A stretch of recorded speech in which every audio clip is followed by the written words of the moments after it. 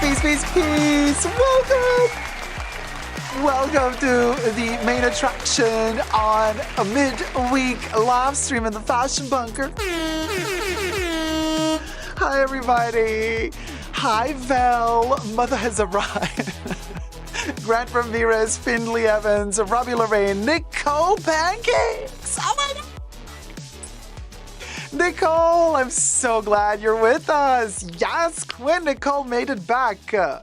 Thank the stars in Hollywood up above. She doth ariseth. We wear pink on Wednesdays. Hi, Miss Jelly. Hi, V-Sense. Hella Barbara Rank. Please send fruit gummy. Luis Bertasio, Apple Blonde. And Tina, Lexi, T-Pal. Did ya get your onion rings? Armin Bersegian. How's it going, sweetie? Findlay Evans. Val says, mother feeding us with looks. Oh, look at the hair. Can we talk? Look at the... Can we, no, let me tell ya. Listen, Linda. The hair is herring. It's insane. Oh my God. I'm tearing up. It's emotional. Wait, hold on. Y'all. I'm having some allergy reaction. Terry! Teresa McGuire donated $75. Just wanted to get a tip in and let you know I'll be back on in an hour or so. It's date night, so me and hubby are going to dinner. Gotcha. Thank you so much, Terry. Thank you, my love. Hold on, let me pop a cherry before you go to dinner with hubby. Hit it, Bubbles.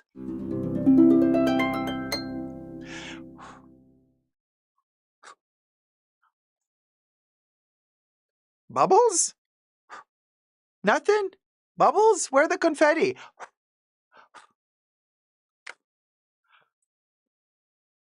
Cha. This Bubbles, confetti. Bubbles, confetti for Terry. Bubbles, confetti for Terry. Keep blowing, says Steve. Gee, pal, I can't believe we're getting ratchet at the beginning of the show. Bubbles. Confetti for Terry.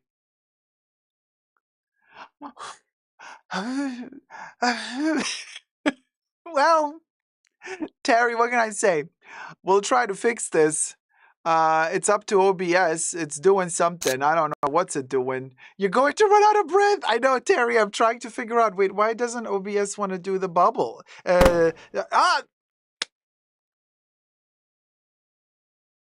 I didn't even blow. Now, Bubbles, let's do this again. Pop a cherry for Terry. Hit it, Bubbles. Bubbles! Do the harp.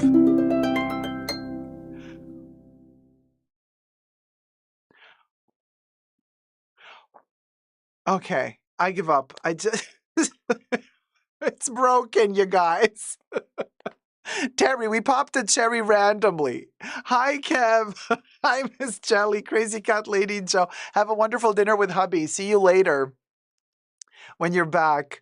Yeah, Bubbles, hi, James Stansfield. Armin, we said hi already.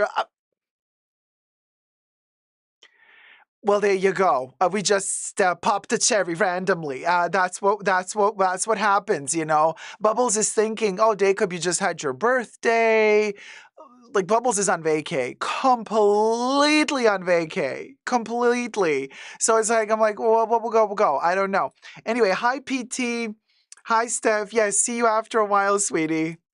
Drive safely if you guys are going by car. And, you know, also, yes. Also, Nicole's like, Bubbles is already so... Nicole Pancakes in the house. Nicole Pancakes donated $200. Thank you so much, my love. Happy birthday, darling. I have so much love and admiration for you and your magical spirit. May this be your best trip around the sun yet, my love. Aw, thank you so much, Nicole, for the belated birthday wishes. Let's see if we can pop the very, very generous. Thank you, Nicole. Let's see if we can pop this cherry. Hit it, Bubbles.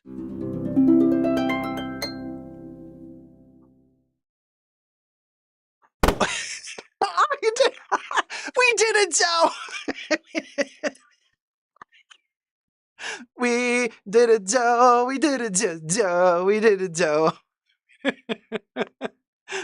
Okay, well, there you go. Thank you guys so much. So if you wish to tip your ratchet host, here's the Bubble. Where's the? There you go. There you go, Bubbles.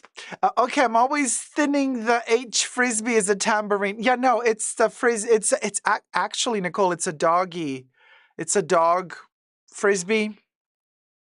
So just saying. Just saying, you got a garden, you got a dog. Maybe you need one. They have it from time to time. It's not always available in the store, but it's like a carryover piece. It's always in the assortment, right? It just depends, like if you have it or not. You're waiting for Stevie Nicks' moment. Oh, I need the lyrics. I need the lyrics. Oh my God, you guys! I just want to start the show with something super lighthearted because obviously we went through a lot of moments. Hi, Jeanette Freeland. How's it going, my love? Hi, sweetie. Hi, BB. Hi, Monarch. So, I mean, I've had a headache. It's been a little bit difficult. So I was like battling a headache that was going to turn into a migraine, but it didn't. So we're good. So I'm a little bit late because of that. And then I saw that other fellow colleagues, YouTubers, were kind of, live streaming because I wasn't, or for whatever reason, I'm like, okay, let's wait. Let's be respectful to them. Let's wait till they finish. And so that's why I'm a little bit delayed. First headache, and then the other live streams, and now I'm here. So pink is my color, V-Sense. Thank you so much. Sometimes I feel like it brings out the redness in me, so I'm not so sure if it's my color. I adore pink, okay? But I think it has to be like a light shade of pink, almost lilac, and then it's good. I love the Barbie fuchsia pink, but I think the fuchsia, which is very blue heavy, I think this one brings out more the red in me. Not so sure, but I do prefer this lighter shade of pink. But you see, I did combine both pinks. This is the Live in Ferret, by the way, t-shirt. Get your merch at www.superdacob.com, right? Live in, and then in the back, you got the ferret. Right? So yeah, I love it. I love pink a lot, but I just tried to make it work for myself. It worked much better for me when I was blonde. But alas, with this length of hair, if I were to bleach my hair, I would be bald because it would just break off. It would pop off. But I wanted to start some lighthearted because, of course, we're going to do, oh my God, Nicole, by the way, this is totally your live stream because we're going to have legal going down. I know like you want to chill after work and like have a little bit less stress with legal stuff, but this is fun law issues. It's a lawsuit in California. And it's hilarious because Pharrell is involved and Louis Vuitton. I mean, it's a doozy, and we're going to make it into a fun law thing. So there you go. Inspired by Emily D. Baker. Here's to you, Emily, darling. So there's going to be some Chanel talk. It's going to be hilarious. I mean, it's going to be also sad, unfortunately, because the state of affairs, darling, in the fashion world at the moment is pretty bleak, but we're trying to pep it up. We're trying to zhuzh it up. Yes, I doth hath survivetheth my birthday celebration. Thanks to you guys, it was incredible. All of you showed up to my birthday bash online just this past Sunday. It was incredible. But here I am working again on a Wednesday. I'm like, oh no, I could have slept through this week. Seriously, exhaustion overcomes me. I could have just like slept until next week, seriously. But no, here we keep it going, we keep it rolling just because it's, it's summer and it's summer vibes. My people still need entertainment. Am I right? Because like, what are we going? Yes, says Nicole, right? Thank you for subscribing. Jennifer Thompson. Catalina Q. Feliz cumpleaños. Muchas gracias, cariño. Gracias. Finley. Oh, love the camellias. Mr. Puppy, how's it going? Glad you had a great birthday. It was fabulous, guys. And thanks to you, it was even extra fabulous because, I mean, it was so special to spend my birthday. That's why we live streamed on a Sunday instead of a Saturday. Because the birthday was on Sunday. And then Teruko and Titi showed up and took me to a secret location. We had dinner. You saw that on my Instagram, Super Dacob Backup, all spelled together. You can check out the photo of me at the dinner and what I ate for dinner, amongst other things. And it was just fabulous, seriously. And oh, I actually received another birthday present, which, there was another birthday present that arrived. It was very oh, Kev, you're gonna love the birthday. Oh my God, Kev, the birthday bash looked so fun. Wait, first of all, you guys, let's start with something really funny. I do have a birthday present, and it's so beautiful. Small little thing, but I actually wanted it since last October, but then could never find it. I could never find. You know how it is with certain things. You've seen it on the runway, you've seen it in the photos. The website did not show it as an individual piece. Yes, we're talking Chanel. Might as well give it away. And so I could never really find the final number. Never could. Oh, Troy G, thank you so much. Troy donated $50. I hope you had a wonderful birthday, Dacob. Thank you, You my always love. help me relax when I get home from work. Bring the future Fashion Bunker live show to NYC. Oh, I would love to. Are you kidding me? Let me first pop a cherry, and then we can talk about that. I would love to go on the road with the Fashion Bunker and do live in theater, like stream while we're recording, live streaming. Plus, we have a live, real audience in the room. Dream come true. Hit it, Bubbles.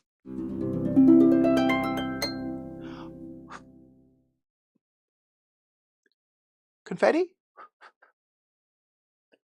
It's confetti. It's gonna pop whenever it wants to. So you just keep watching. And it's probably going to scare me because it's going to pop when you least expect it. Crazy Cat Lady Joe just gifted 5 Super Dacob memberships. Thank you so much, sweetie. Thank you, thank you, thank you. Let's see if the cherries will function. Now, Alaya Mac was gifted a membership by Crazy Cat Lady Joe. Nothing? Poof. Okay, I'll do the confetti. Poof. Melissa was gifted a membership by Crazy Cat Lady Joe. Poof. Poof. Mo S was gifted a membership by Crazy Cat Lady Joe. Poof. Poof. Ellie was gifted a membership by Crazy Cat Lady Joe. Poof and poof. And Lana Marie was gifted a membership by Crazy Cat Lady Joe. Poof, poof, poof, poof.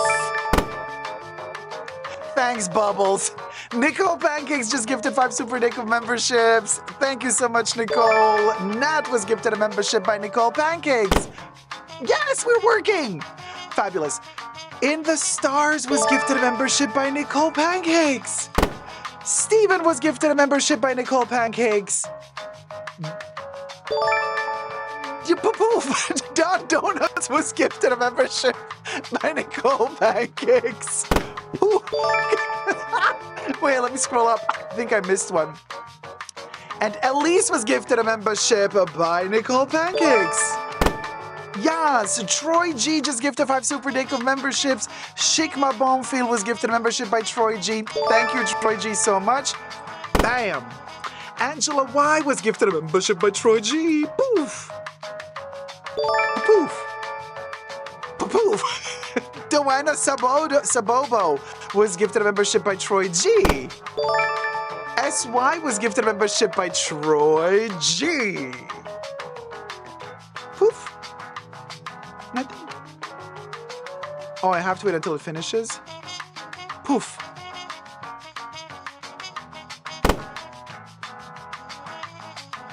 Boy, it's gonna be slow. Paige was gifted a membership by Troy G. Wait till the confetti end, and poof.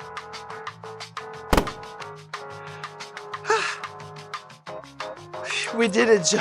Thank you guys so much, everybody, for so generously gifting the Super Dacob memberships. So, may I remind you, to all the 15 new Tier 1 members, you are now Tier 1 members for 1 month, courtesy of the lovely donors that just gifted the memberships. And don't forget that every first Saturday of the live stream, Tier 1 members and Tier 1 patrons also get access to the exclusive pre-show, right? So on a Saturday, we do 2 live streams. We do 1 live stream in the green room as we get ready for the main show. We put on makeup and we do all the shady talk.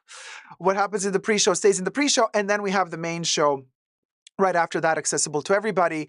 There's a pre-show every Saturday, but every first Saturday of the month is also access to the Tier 1 members and Tier 1 patrons. So for all your 15 new peeps in the house, don't forget to tune in to 2 live streams this coming Saturday.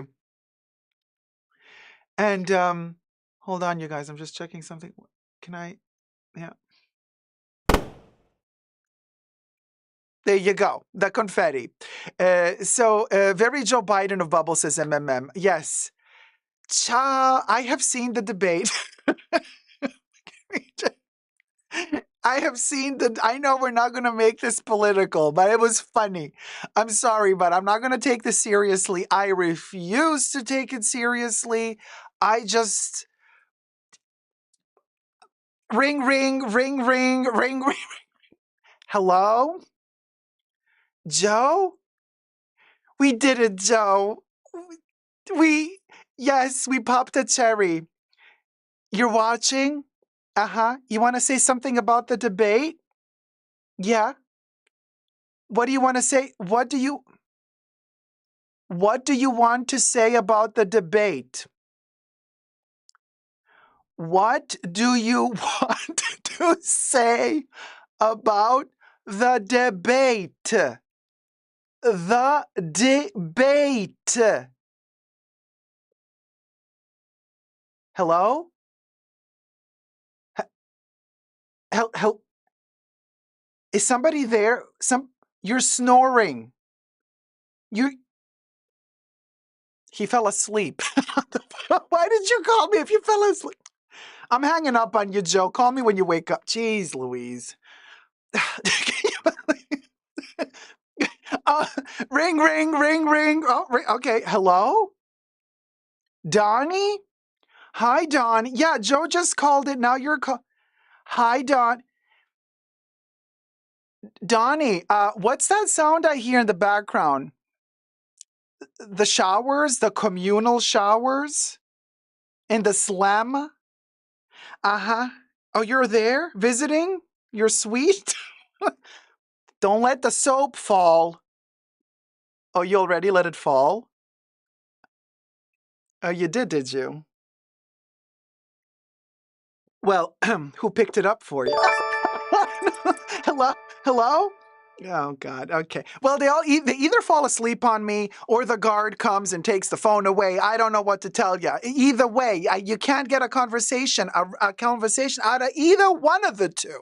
So there you have it. Obviously, this phone call never happened. None of the two happened. It was only satire, just comedic relief, you guys. I wish all of the candidates the best, okay? Just letting you know. I vote for whoever you want to vote for.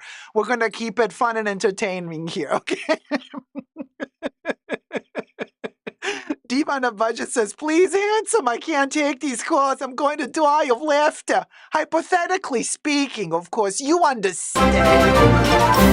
I do. Mr. Puppy, how's it going, sweetie? Mr. Puppy donated $20. Loving your energy.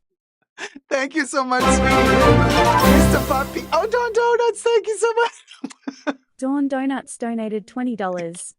Thank you for all the work you do to bring us this content. I mean, thank you guys. This is like the cheapest form of comedy that I could possibly deliver. I mean, how ratchet can we sink? Let me pop 2 cherries. Let's see if it works this time. Mr. Puppy, hit it. Bubbles.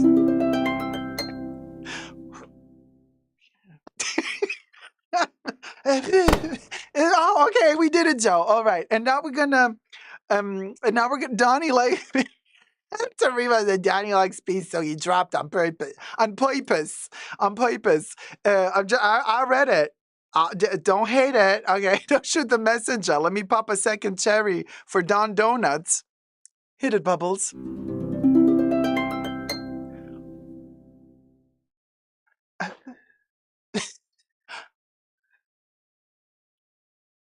Okay, maybe we should just...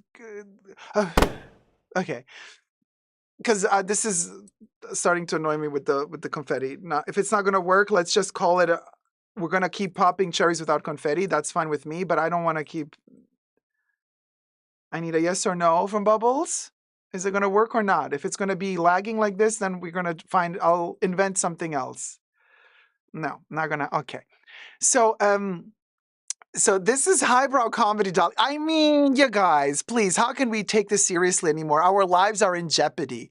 Our lives are in jeopardy because either one of them is going to fall asleep and press the nuke button by accident, or the other one is going to press it by accident thinking it was the soap bar that he picked up from the flow. So either way, our lives are in jeopardy. But let me tell you one thing, Linda.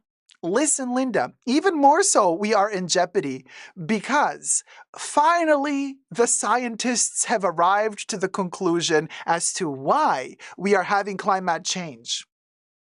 Two ladies are to be blamed for this, and it all started back in the 80s. Our climate change sitch started back in the 80s, and now finally all politicians can also agree to get the left wing, the right wing, the Republicans, the Democrats, they can all agree that who's to blame for climate change? These two ladies here. Let me show you. Let me show you who's to blame. So somebody, I mean, credit where credit is due. I have no clue who made this. Somebody sent it to me. I don't know who the original author is. So please, if you know, let me know and we can type down in the comments the credit for the photo. But there you go. There you go. It was Melissa and Jennifer with the hairspray. it's the hairspray, and this is why we climate change. Can we agree on one thing? Thank you. Finally, unanimous agreement between the Reds and the Blues. Everybody agree. Kev, put down the hairspray and step away. Exactly. It's because of the hairspray. I don't know which one is Melissa, which one is Jennifer.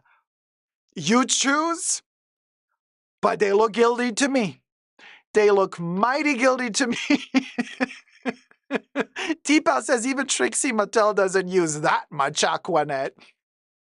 The ozone suddenly decimated in one photo, says Finley. Yes, this is hardcore. This is the climate change right for you. There you go. Nobody light a match, says Robbie. Robbie, coincidentally, not lighting a match also is really recommended if you cut the cheese.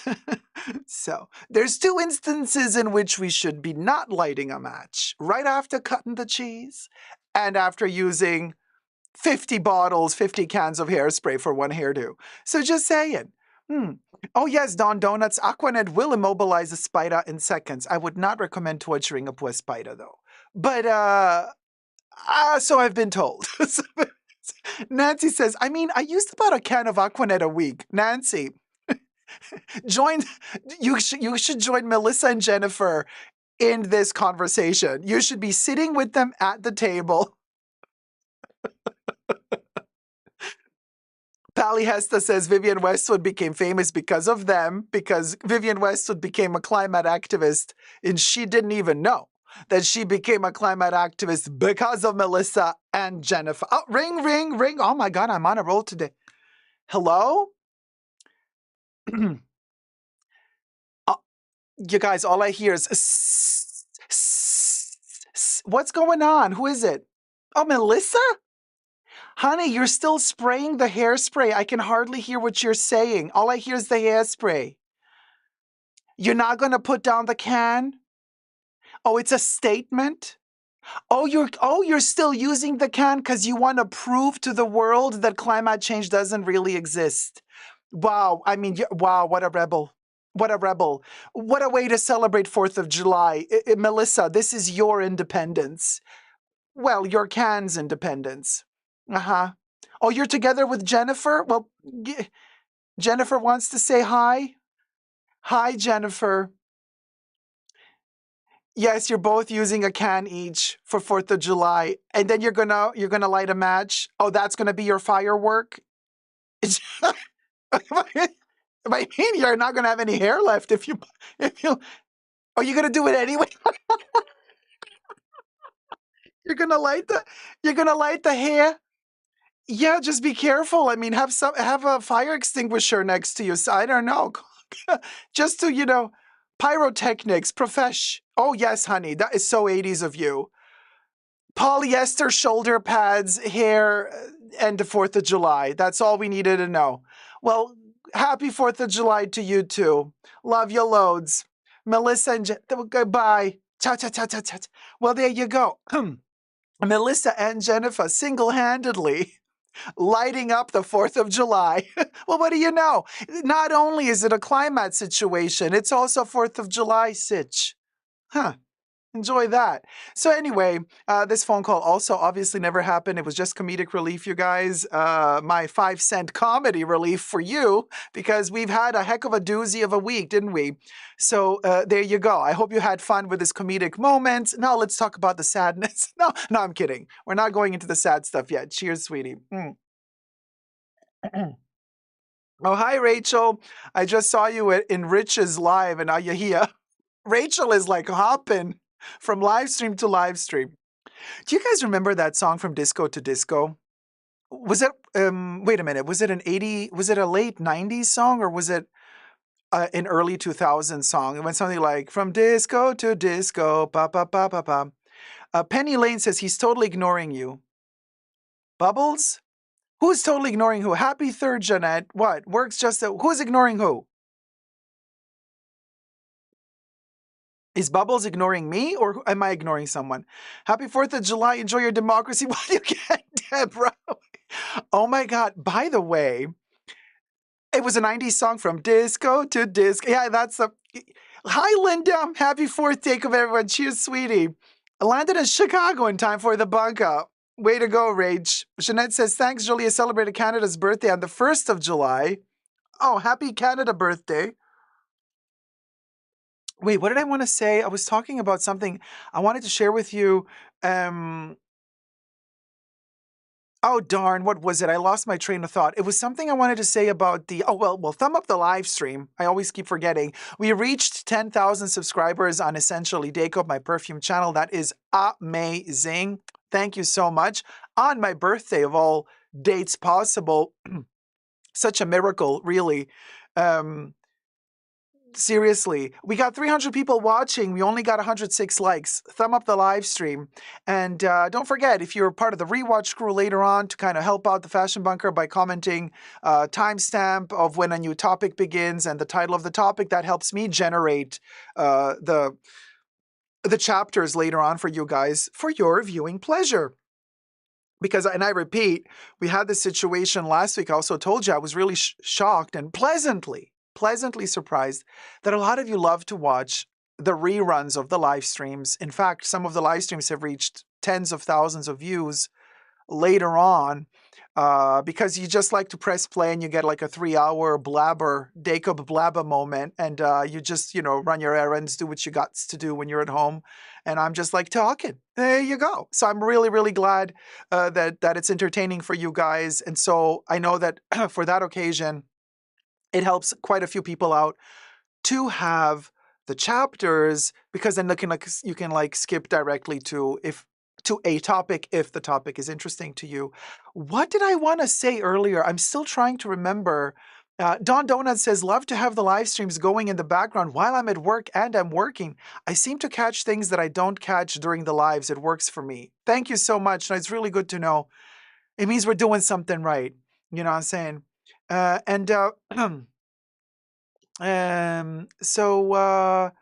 Oh, Nicole says, I love rewatching the lives. Pally Hesta, I'm driving right now. You're kind of in a podcast mode now. Yeah, but just drive carefully. Kev says, you were talking about your birthday splurges. Yeah, Kev. But after that, I wanted to say something. Oh, darn. It was really interesting, though. It was interesting, too. And then one of those Intel things that I got somewhere, and then poof, it just No, it was not about Canada. We said happy birthday to Canada. No, I was thinking something else while somebody else was talking Canada. So happy you had such a good birthday. Goals were met and then some. Oh, yes. How was your surprise location dinner? Patricia, it was amazing. I mean, I can tell you now because I know where it was because I was there. I took a photo. We went to Chateau Marmont and the Marmont, Chateau Marmont.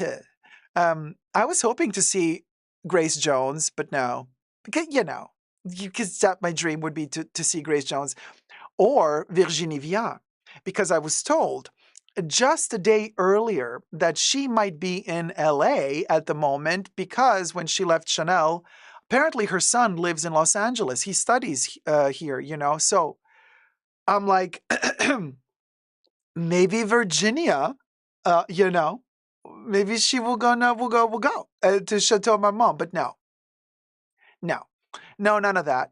None of that happened.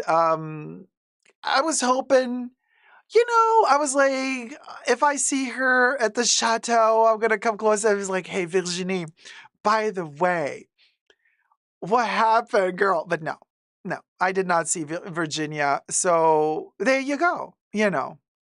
Ah, alas. Steph says, Crazy Cat Lady Joe, right? Carrying your ozone layer, killing butane, curling iron with you everywhere you went was a must. Wow. You know what? This is what I'm thinking. If the ozone layer managed to survive the 80s, I don't think anything can kill it now. I really, really, I mean, if it survived the 80s, we go. We go. Andrew says, I had always pictured you on the East Coast. I'm all over the place, Andrew. Just because I went to Chateau Marmont for dinner doesn't mean that I'm always there. Just letting you guys know. Don't try to pinpoint me into one spot. I'm a creature of the universe. I am everywhere and I see everything. So, you know what I'm saying? Oh, by the way, I received some wonderful gifts online for my birthday. Artists sending me drawings or sketches for my birthday. They're so, so, so beautiful. And I would love to show them to you. But here's the thing. If you guys send me artwork, that's your copyright. I cannot just show it here within a monetized live stream unless you give me permission. So if you do send me in the future artwork, please don't forget to include in the email, and you can send me emails to superdacob@gmail.com. Always include in your email that you allow me, to show your artwork that you created on my channel in my live streams. Because if you give me permission to show it, then of course I'm glad to share it with everybody here. But if I don't see you writing me a permission to show your copywritten artwork, then I cannot show it. But I just want to say, thank you so much for sending me wonderful drawings and sketches and artwork. They're really, really, really beautiful. I've seen them all. So there you go. There's that as well to say. Hi, Zeitgeist. Hi, Dacob. I couldn't watch Sunday's live stream, but happy belated birthday. You're amazing and deserve so many good things. Thank you so much, sweetie. Very, very kind of you. So I did, yes, the Chanel thing. So there's this one thing from Chanel. Okay. A gift from Virginie Vian, if you may. No, I wish, but no. But it's kind of one of those pieces that I really... Hi, Zara Justina. Thank you so much, my love. Let's get the party going. It's one of those pieces that I really loved when it LA Cruise collection came out last October. And but strangely enough, you know how Chanel does it? They don't put every product on their website. You have to have access to that special app, and they give you access like in Paris, maybe in London as well, and it's a special link, and they're playing so elitist with it. Anyway, I don't have access to that thing. I just have access to their regular website. And on the regular website, they don't list every product. They just list a handful of them, which made it really difficult for me back in October to identify the product number of the piece that I was interested in, right? So that's why my boutiques, when I was traveling at the time, wherever I would go, I would, go to a boutique and I'd be like, "Do you have this?" And they're like, and I would show a photo from the runway of the model, and I would have to zoom in and just show that one piece. So it wasn't like photographed individually, and it didn't have a product number. And so most of them, all of them up until now, all of the boutiques said, no, no, no, no, no. Like, we don't have it, we don't have it. I'm like, well, do you have the product number? And, they were either too busy or what have you. So they didn't really want to go into their app and scroll through all of the costume jewelry to get to that one piece, and I'm like, you know what? Fine. It's okay. It wasn't meant to be. And I just let it go. I just let it go.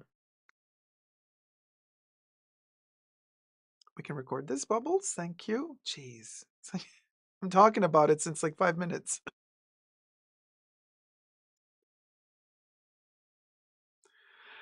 So here I am, traveling, going places, going to Chanel.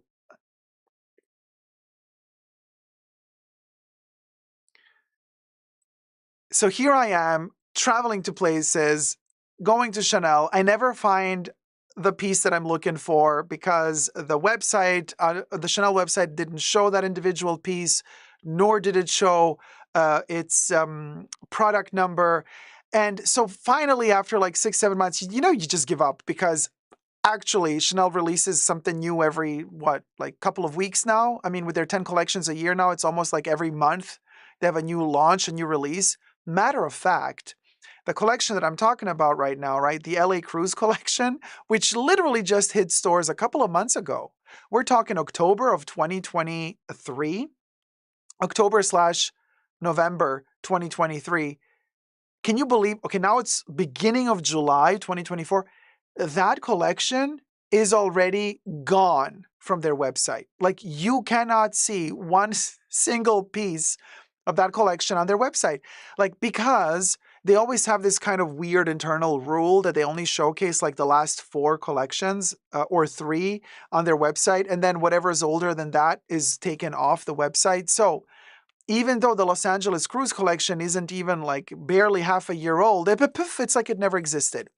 So now it's even more difficult to find the pieces if you're still looking for them. So I completely gave up. But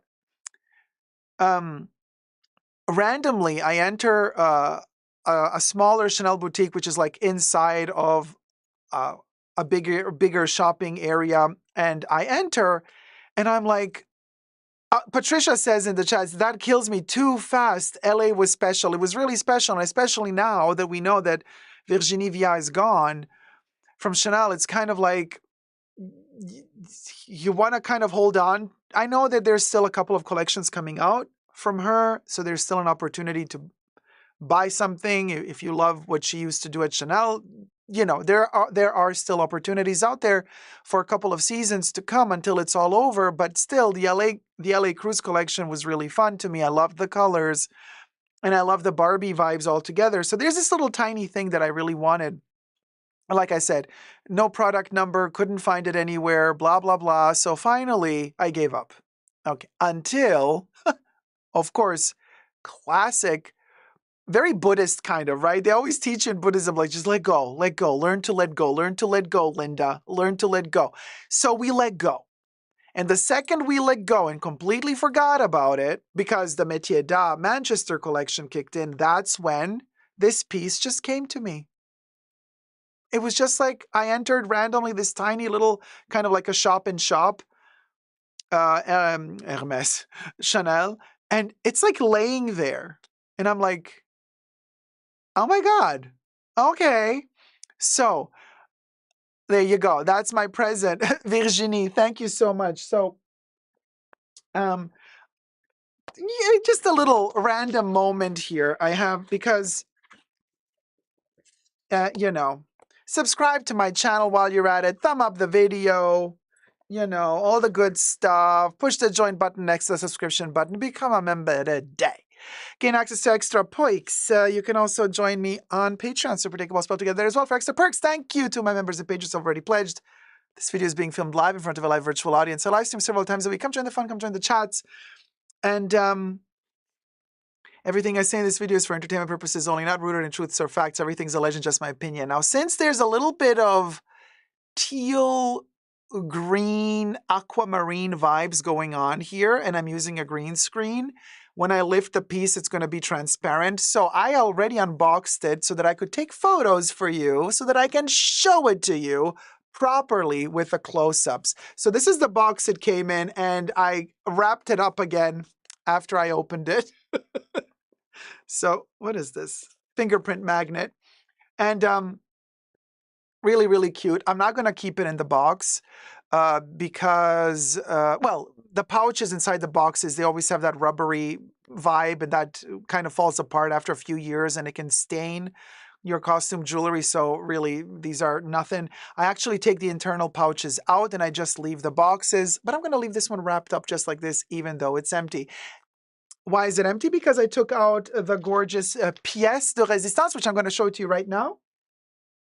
And to help me showcase this gorgeous little piece for my belated birthday present, I have asked my dear friend Nana the bear, the Jean-Paul Gaultier bear with a kilt and a marinier hat, to actually wear it for me. And then I'm going to take it off and put it on myself. But here it is. Look at it. It's the little necklace with the crystals and resin.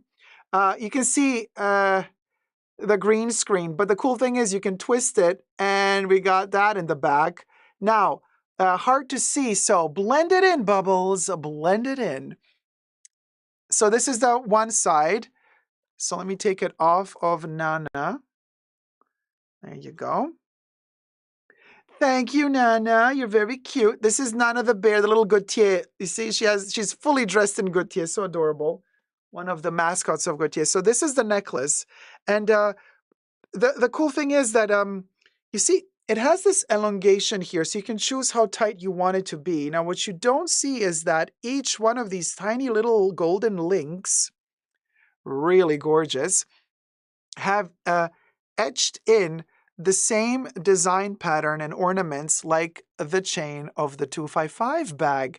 I found that very refreshingly surprising for them to put so much detail on something so tiny. So we're talking about the tips of each one of these little chains has that 255 chain design on it, and it's made in France. All of their like major resin pieces are made in France. So this is one side of the necklace, and all of these little crystals, thankfully, are not outside of the resin. They are inside of the resin. So there is no falling out for any one of them. You guys know my resin collection video. I adore Chanel's resin. Nobody does resin like they do. And in fact, these are not flat objects. We're going to get to a photo where you see the side of it as well.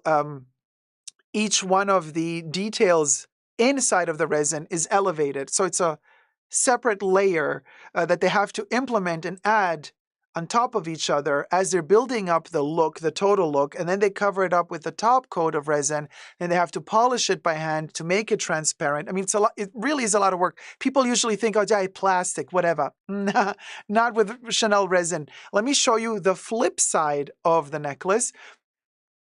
The double C, so adorable with orange, lilac, and pink. Okay, and again, crystals everywhere here as well. Also love those soft, soft curves that Chanel does, just like their compact, their makeup, right? You know, they're not just like squared off and cut off. They always have those rounded sides, you see? Just like their compacts, they're always like slightly rounded off. And so this little piece mimics that, but also mimics the shape of their perfume bottles, like their Les Exclusives at the bottom. If you flip, again, we have that same shape forming.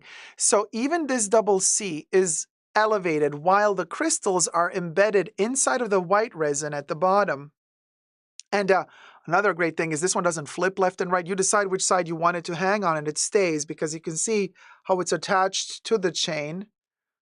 So it does not flip around. So you decide if you want to wear it like this or like this. And now let me show you the third picture of the side view, which is really interesting. There you get to see the three-dimensionality of this piece. This is why I love their resins, because you can see here in this white resin, you actually have the crystals. They are embedded on both sides. So that's why it's a little bit thicker, because the crystal kind of is deep in there, like up to here. And then from this side, the crystal is embedded in there up to there. And then on the top surface here, we have the double C. You see how it's elevated out of the white. And here we have the little Chanel bag. That little tiny shiny thing on top there is a metal double C. Because yes, even the double C is an extra added piece of metal that they add on top of the resin to create that turn lock, that double C turn lock that we've seen in the first photo. And then, you know, they cover it with the transparent resin.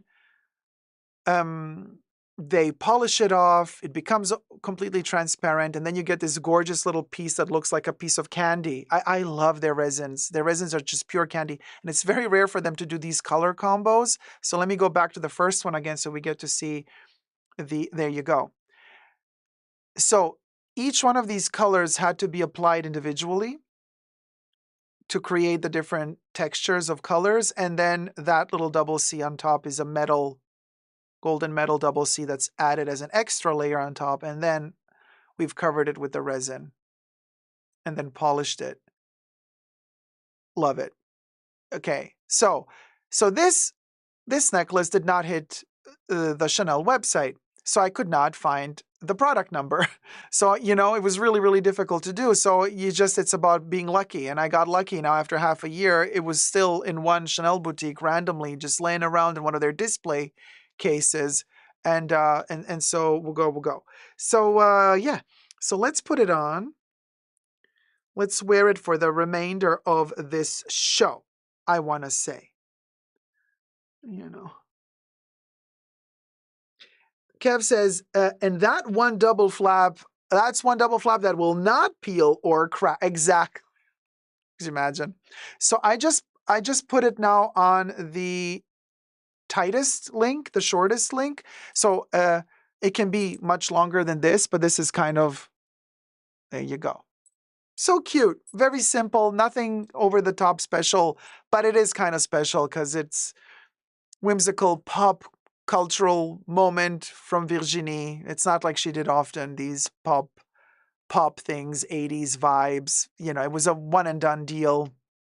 Technically, even if she remained at Chanel, you know, what were the chances that she was going to repeat a pop 80s collection again anytime soon?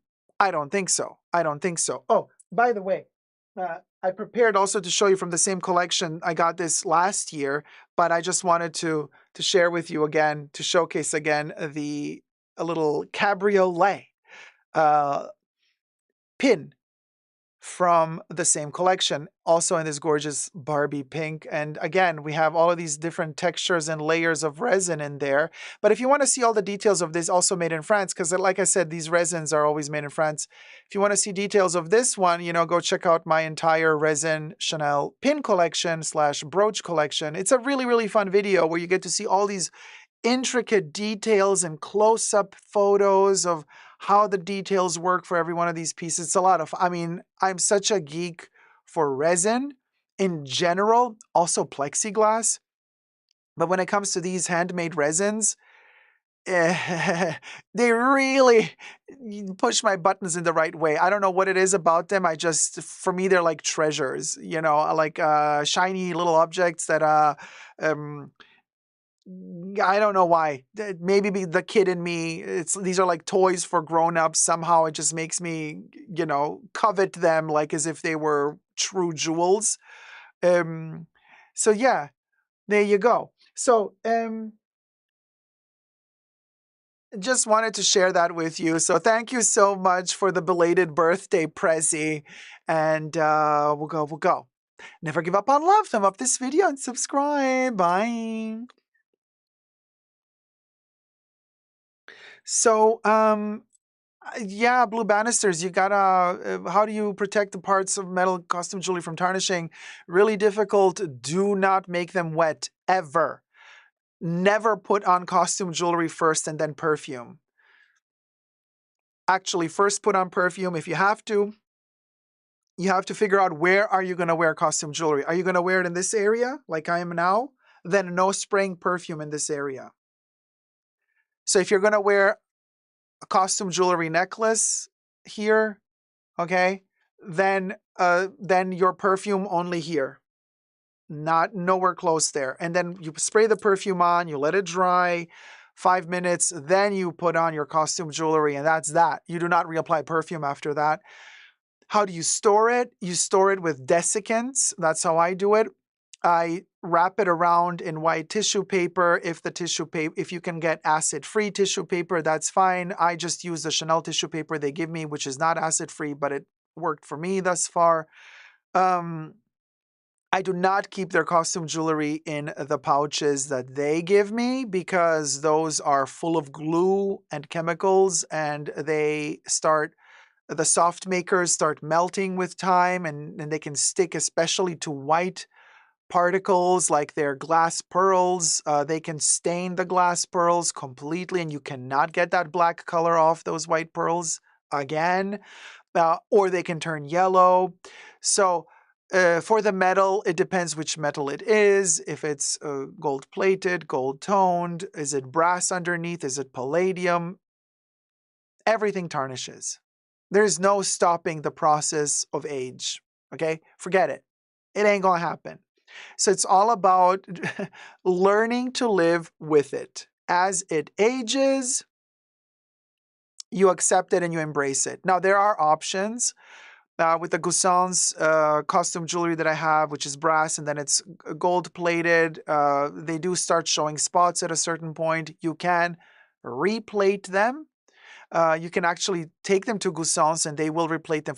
You have to pay for that, but it's easily replatable. Not an issue at all.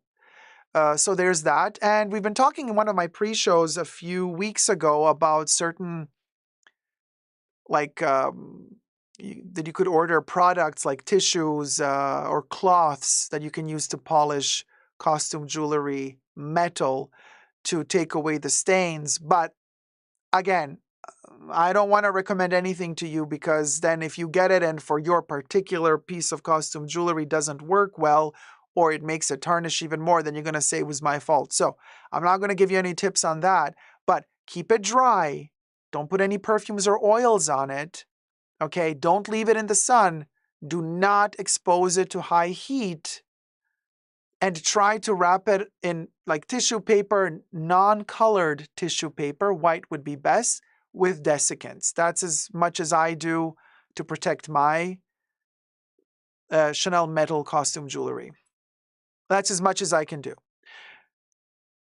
So there you go. I hope that helps a little bit as an answer. And never give up on finding that special item. They seem to come to you, Dacob. Great score. Ah, thanks, Patricia. I mean, sometimes they do, sometimes they don't. I've also learned with time to let it go. If they don't, they don't. And that's okay too. Because sometimes it just doesn't happen and it wasn't meant to be. And then you learn also to let go, and that's okay too.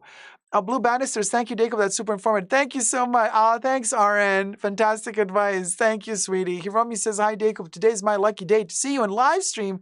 Love, Dacob. Thank you, Hiromi. Love you too, sweetie. Also, I wanted to do a topic with you guys today. Let me do that one. And that is about... Anita says, Dacob, I buy and make a lot of costume or base metal and brass jewelry, and I spray or paint a shiny clear coating, which can be removed with paint thinner. If brass, no worries, and it works amazingly. But the problem is we don't know. Chanel never really tells us the full extent of the materials that they used for their costume jewelry, so we don't know if a coat of what did you call it, costume or base jewelry, and I spray or paint a shiny clear coating. We don't know if we can put that on these metals. We don't know what metal they use because they do not disclose it with us. Naughty Chanel. And Grace Loves Fashion says, and while we let go, something else will always pop up. If it's faded, then it will find its way. I completely agree with you. Completely agree with you, because you guys, there is so much out there. So many beautiful things out there. There's so much stuff that every day when I go out, I can always find something I love. Everywhere I go. It doesn't matter if it's at the bin store, if it's pre-loved, if it's super hyper luxury. It doesn't matter. Everywhere I'm that type of person, okay? I'm that type of person. I'm that type of victim to consumerism. Everywhere this hoe goes, this hoe finds something this hoe likes. It's terrible. Terrible. So my life, my adult life has been all about restraint, like learning to tone it down, you know, think twice. So because like obviously at a certain age, you've reached an age where you bought stuff. Okay. You have the bags, you have the shoes, you have the clothes, you have stuff. Okay. We're at a point where we do not need anything. We want more. Need and want, two very different things. I never stress enough to repeat this. There's a huge difference between wanting and needing, even though brand marketing loves to try to brainwash us into thinking that what they make us want is what we need. But that's the trick. We don't need it. Okay? And so we want it. So, but if we manage to always distinguish and realize the difference between wanting and needing, and we are very honest with ourselves in saying, oh, okay, well, I don't need this necklace. I want it. I want it for this and this specific reason. That's one thing. It's a whole other thing to say, no, I need this necklace. No, you don't. That's just brand marketing brainwashing you to think that you need it. But let's say the brainwashing goes even further, and it does, and they make you believe that you need it, but then you're kind of strong enough to say, no. I know the difference between what I need and what I want. I want this. I don't need it, but they're making me want it. Oh, so then there's the FOMO. Now, when the FOMO kicks in, again, the brand marketing wins because they make you buy a lot of things because of the fear of missing out, more so than because of you really wanting that piece. So there's a difference between needing something, and wanting something out of FOMO, which is generated by brand marketing. When you can manage to distinguish the difference between wanting something and wanting it because of FOMO, now we're talking. So when it comes to this particular necklace, after 6 months, it's very clear to me, it's not the FOMO. I want this necklace because I love the colors, I love the shape, I love the resin construction, I love the work that goes into it. I love the fact that the color combo that they use is exactly my color combo. Been loving for those lilac-y, pinky, orangey, delicate pastel-y shades. Love the compact shapes. This to me is always going to be the symbol of Chanel. This shape, this rounded off edges shape is just as iconic for me as a camellia flower from Chanel. Like this is an iconic shape that only Chanel really has. Others try to copy it, but this is Chanel's shape. So when you put all these elements together, this is a want. This necklace was a want for very specific reasons, not because of FOMO. In fact, how do I know? Because after 6 months, I completely let it go. I couldn't find it, moved on. And then when it appeared, I was like, oh, wow. After 6 months, now I see it live and it still sparks joy in me. It still sparks that, butterflies in my stomach in me. And I'm like, okay, wow, now I really know. Now I really know that I really want this piece because now it's no longer a new collection. It's no longer everybody rushing to the boutiques to try to get all of the special pieces. It's been 6 months. Everybody had their chance to buy it. Nobody bought it. It's been there waiting for me, literally. You know what I'm saying? So I'm like, okay, good. Now that there's no FOMO left, right? Do I still want this piece? Yes, I still want this piece. And that's when okay, I can honestly say to myself, not to you guys, because I only have something to prove to myself, to nobody else. So I can honestly say to myself, Dacob, you really want this piece. This is not just a FOMO. Oh my God, let me buy it because it's there. No, it's been 6 months in the making.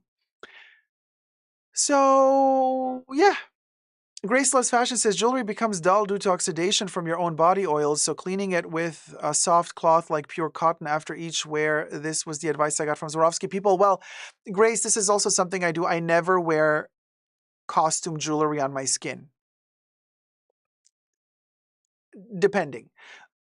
Necklaces, you see, I always have a collar. I would not let this touch my skin. I would not wear this on my neck. I would not sweat in this because it would tarnish it. So I try to keep my costume jewelry away from my skin, always on clothing, always on top of clothing. And that also helps it live a little bit longer. Metal. This is particularly important for metal. For other materials like plastics, different. They're less prone to, degrade when they touch your skin. But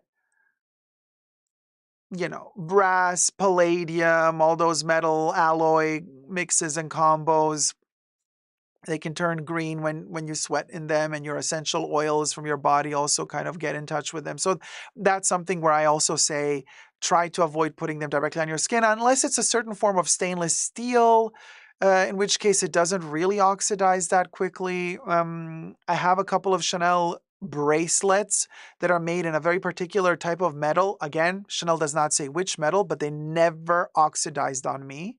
Really good quality. While I've had Versace metal bracelets, terrible. They've turned not even green. They've turned brown green. Okay. Same with Versace rings. I would never recommend getting costume jewelry from Versace. It is terrible if you're going to touch your skin with it. Also with Vivienne Westwood, costume jewelry from Vivienne Westwood in metal, I would not recommend touching your skin with it at all because I've had their metal pieces oxidize on me. However, since I know that's the case, when I do buy Vivienne Westwood costume jewelry, I don't wear it on my skin unless it's not their glass pearls. Those I can wear on my skin because they're not metal. Right? But all the metal stuff, the brooches or necklaces that are full-blown metal, I wear them on top of clothing with a collar on so they don't touch my skin, and then it's all been fine. Those pieces have not tarnished in all the years that I've had them. So I've learned my lesson, our skin is a powerful weapon as well. It corrodes everything. We are poisonous. We are poisonous little gremlins, okay, that have toxic waste emanating from our skin, okay? You put costume jewelry on your skin and it's gonna melt.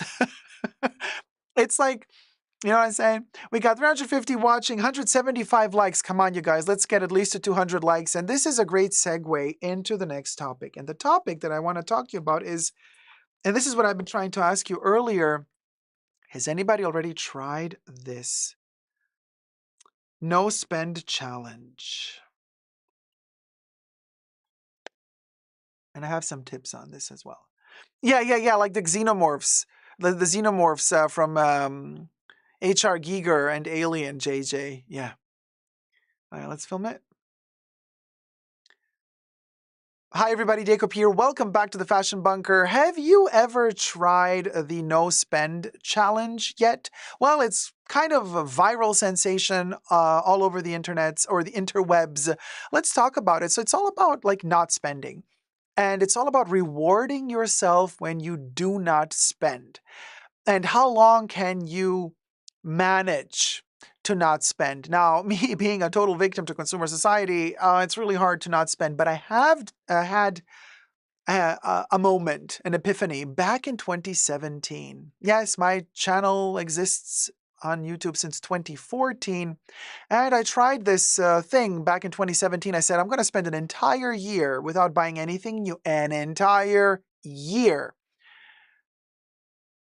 Nothing new for me meant no new clothes, like luxury, like stuff you don't need. Of course, I bought new food.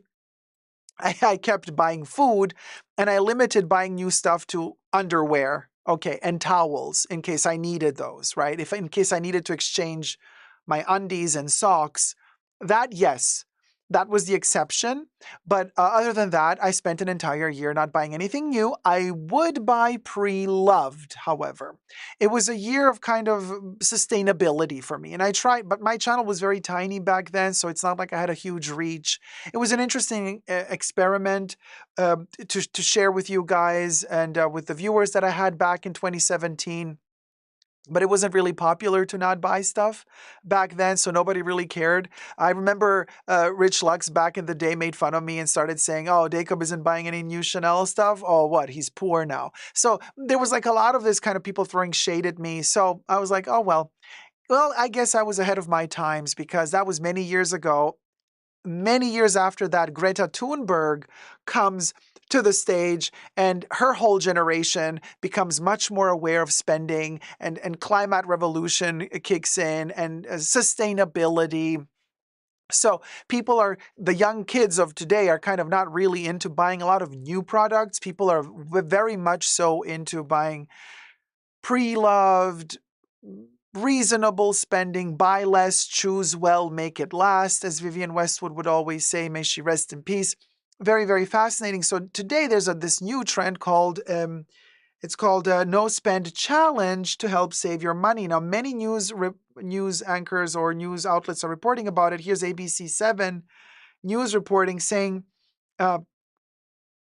that it's a viral trend. It's called the No Spend Challenge, and it's taken off. By the way, everything I say in this video is for entertainment purposes only, not rooted in truths or facts. Everything's alleged, just my opinion. And I'm gonna give you my 5 cents on what I have since 2017 to today, what I have learned about myself and how I can make myself buy less, which is a very interesting thing that I've come to, like a not a conclusion, but an epiphany that of sorts that I've come to myself. But we're going to talk about that a little bit later on in this video. So it's called the No Spend Challenge, and it's taken off. Instead of getting you to buy stuff, influencers are encouraging you to spend nothing. Some people are doing it for an entire year, or a month, a week, even daring each other to get through a day. And the challenge is to make a commitment to not spend any money or anything new and to stop unnecessary spending.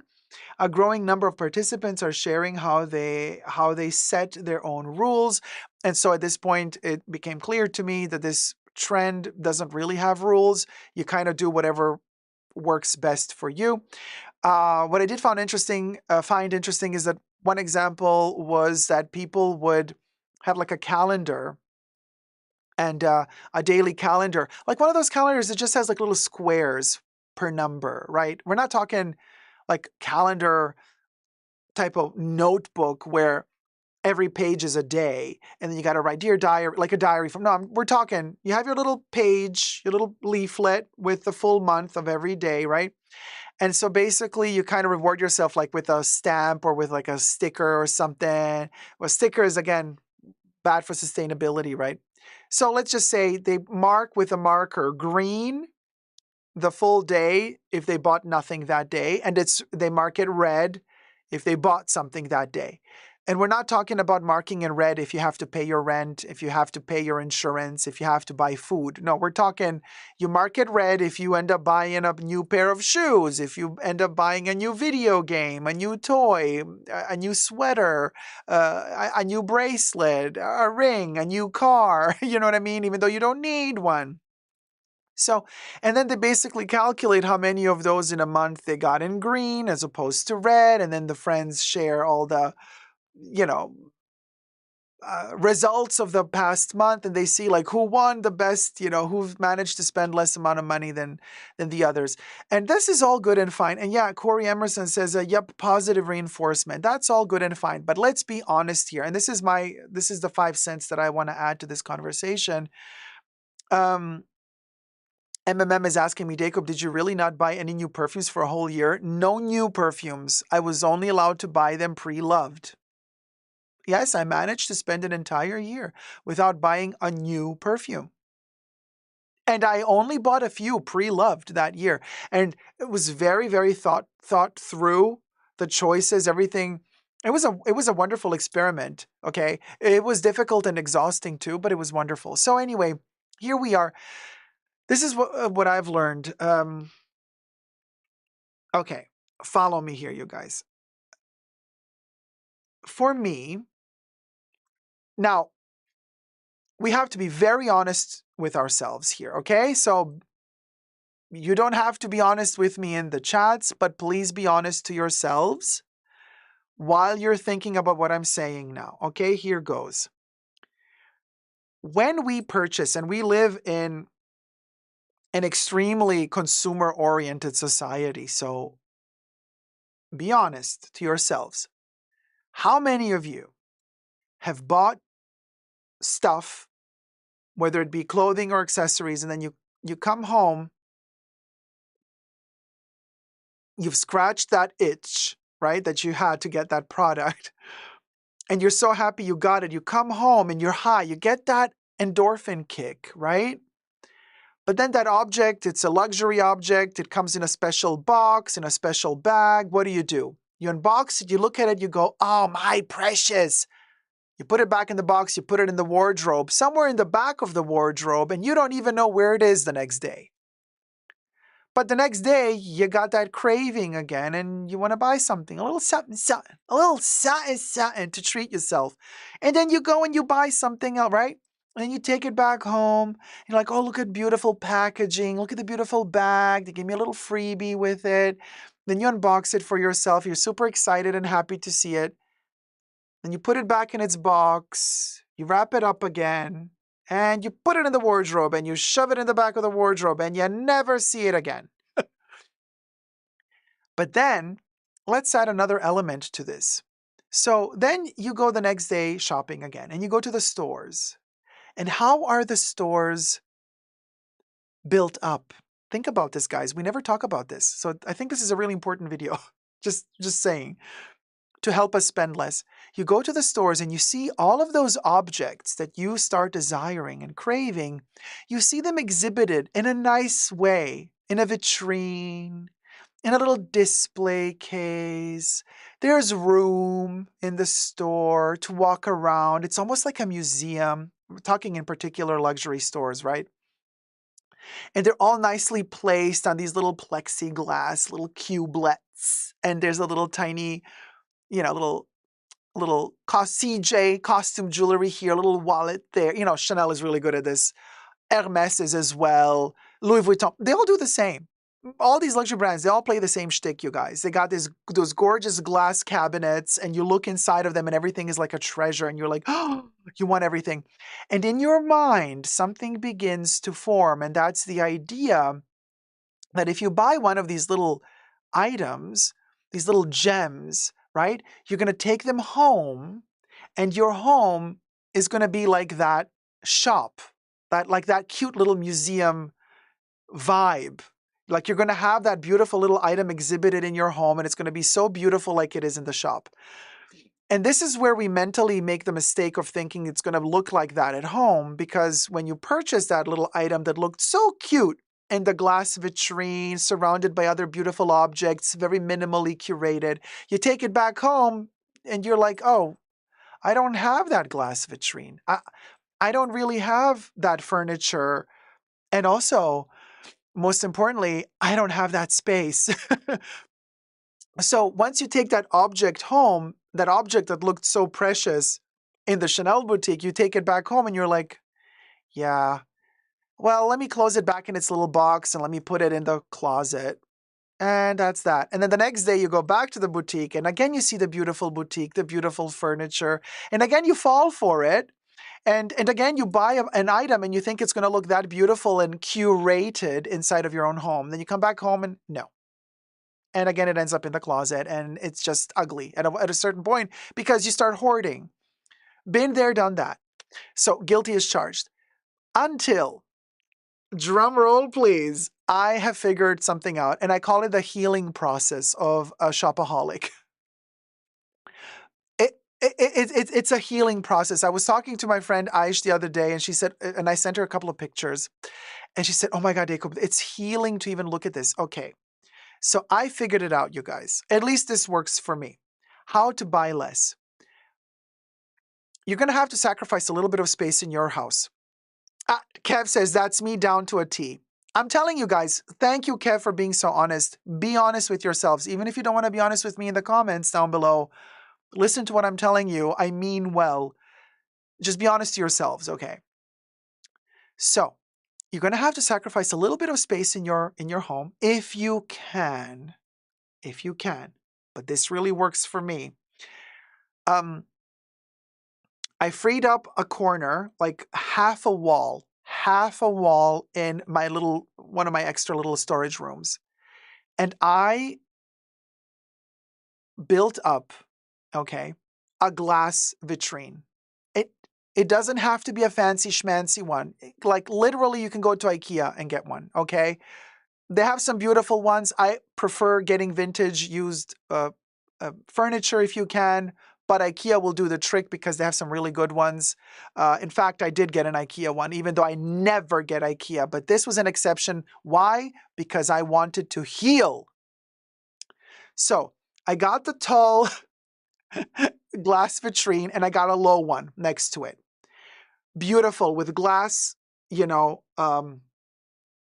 levels in it with a glass door. You can lock the door. And I built it up.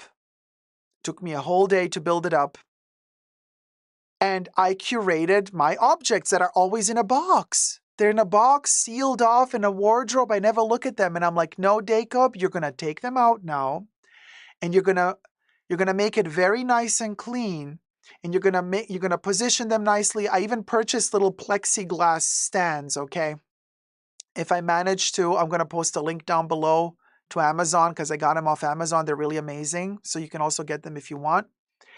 And I put my Chanel sunglasses nicely displayed, the perfumes in a separate vitrine. So I built up a vitrine for my perfumes and a vitrine for like Chanel costume jewelry and sunglasses, right? I would never mix the perfumes with the costume jewelry because the perfumes have chemicals in them that might affect the costume jewelry. Do not mix your perfumes with your other stuff, just FYI. So I built that up. And now it's like magic. I do not crave buying more stuff. Because sometimes, I kid you not, I sit down and I just look at my little vitrine, right? And I'm just looking at it and I'm hypnotized by it because it's nicely curated. The pieces are visible. They're not like stuffed in some corner of the wardrobe. And I'm just look at them and I'm like, oh, I'm in my own little store. And it looks so pretty. And everything is like nicely exhibited, nicely curated. Like this is my store. And I don't have to go outside to look for this. In other words, you guys, I think we were tricked by the brands not into believing that the objects that we're buying are so special. But what made us buy the objects was the furniture they were in and the space they were in. Because once I put my few objects in this glass vitrine, not all of my objects fit in there. Doesn't matter. It's a healing process, okay? To learn to spend less. It's a healing process. I'm not saying go out and buy 50,000 cupboards out of glass to put all your trinkets you've been collecting for decades into them. No, you don't need to. One is enough. I bought two because I need one for my perfumes because I'm perfume obsessed, and I need one for the costume jewelry because I don't want to combine the two because, like I said, chemically they don't like each other. So if you're not a perfume type, you just need that one vitrine. You put your costume jewelry, whatever you like to collect, you make a nice little curated moment for yourself, yeah? And be sure to have to create a little opportunity for yourself to be able to sit in front of it and really look at it. It's so healing. I kid you not. It is so healing. And it makes me feel like at peace. I don't get that itch to rush out and buy more the next day. I don't. So the trick, in my opinion, was in the display. So I think the brands are happy if we buy their product, we take it home, and then we shove it in the wardrobe and we don't look at it anymore. Because then it feels like we didn't buy anything. It feels like we don't have a new object that we just spent a lot of money on because it's gone. So we're going to need to buy another one. And then we're going to shove that into the wardrobe as well. So it's like we never really bought it. So we need to buy more. But if what I buy, I actually display, and I have it very visually, prominently displayed for myself, constantly visible, then I'm constantly reminded of this beautiful object that I have. And then I'm healed. I don't need to go and buy more. Oh my gosh, let me tell you, such a fabulous like awareness moment for me. It was such an epiphany moment. It is so healing, so healing. So I don't even have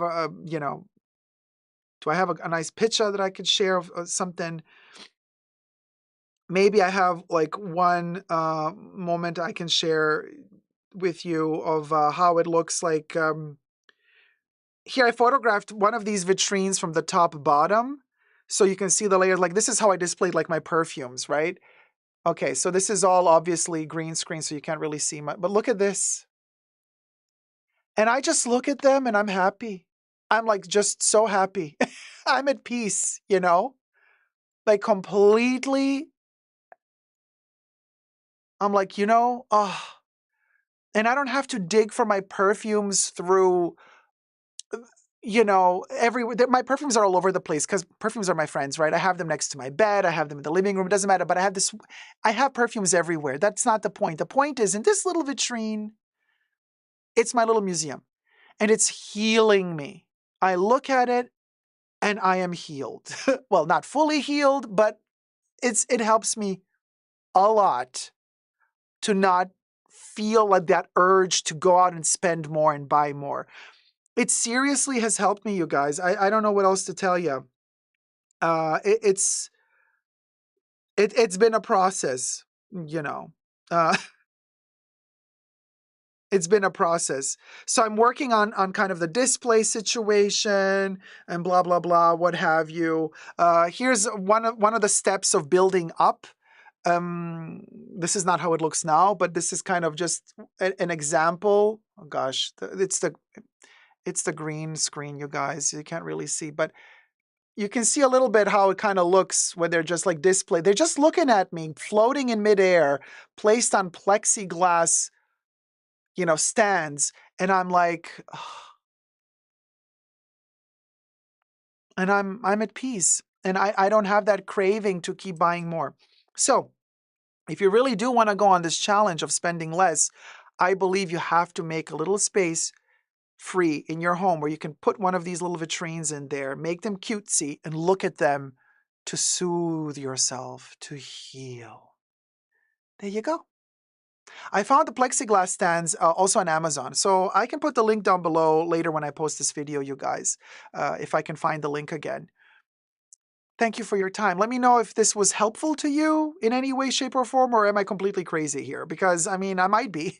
You never know. But so yeah, thumb up the video if you liked it, subscribe, and until next time, never forget to never give up on love. Bye. So does this make any sense, you guys? Am I completely like crazy here? Because like I don't know. To me, to me it feels really healing. Really, really like what?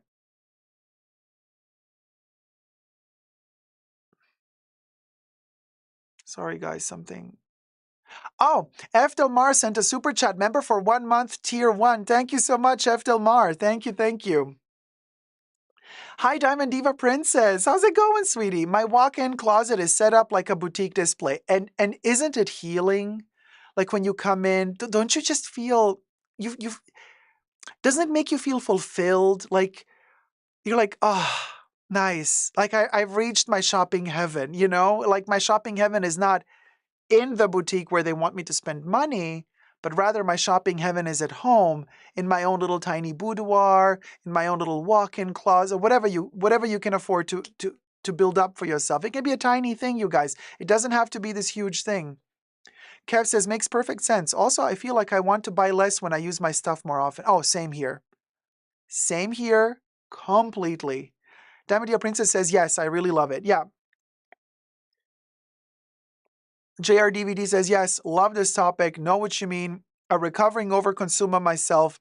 It helps to display some of my favorite things to admire. After all, I worked hard to buy them, period. Period.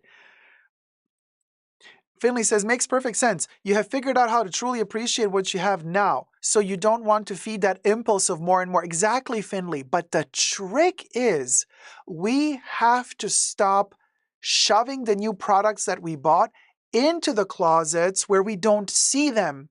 Because if we don't see them, mentally we think we don't have them. We have to buy something new again. I think that's where the brands effed us up. I think that's where brand marketing really got us. And that's how they got us to spend more and more and more, because they count on us shoving the products that we just bought into a spot where we do not see them.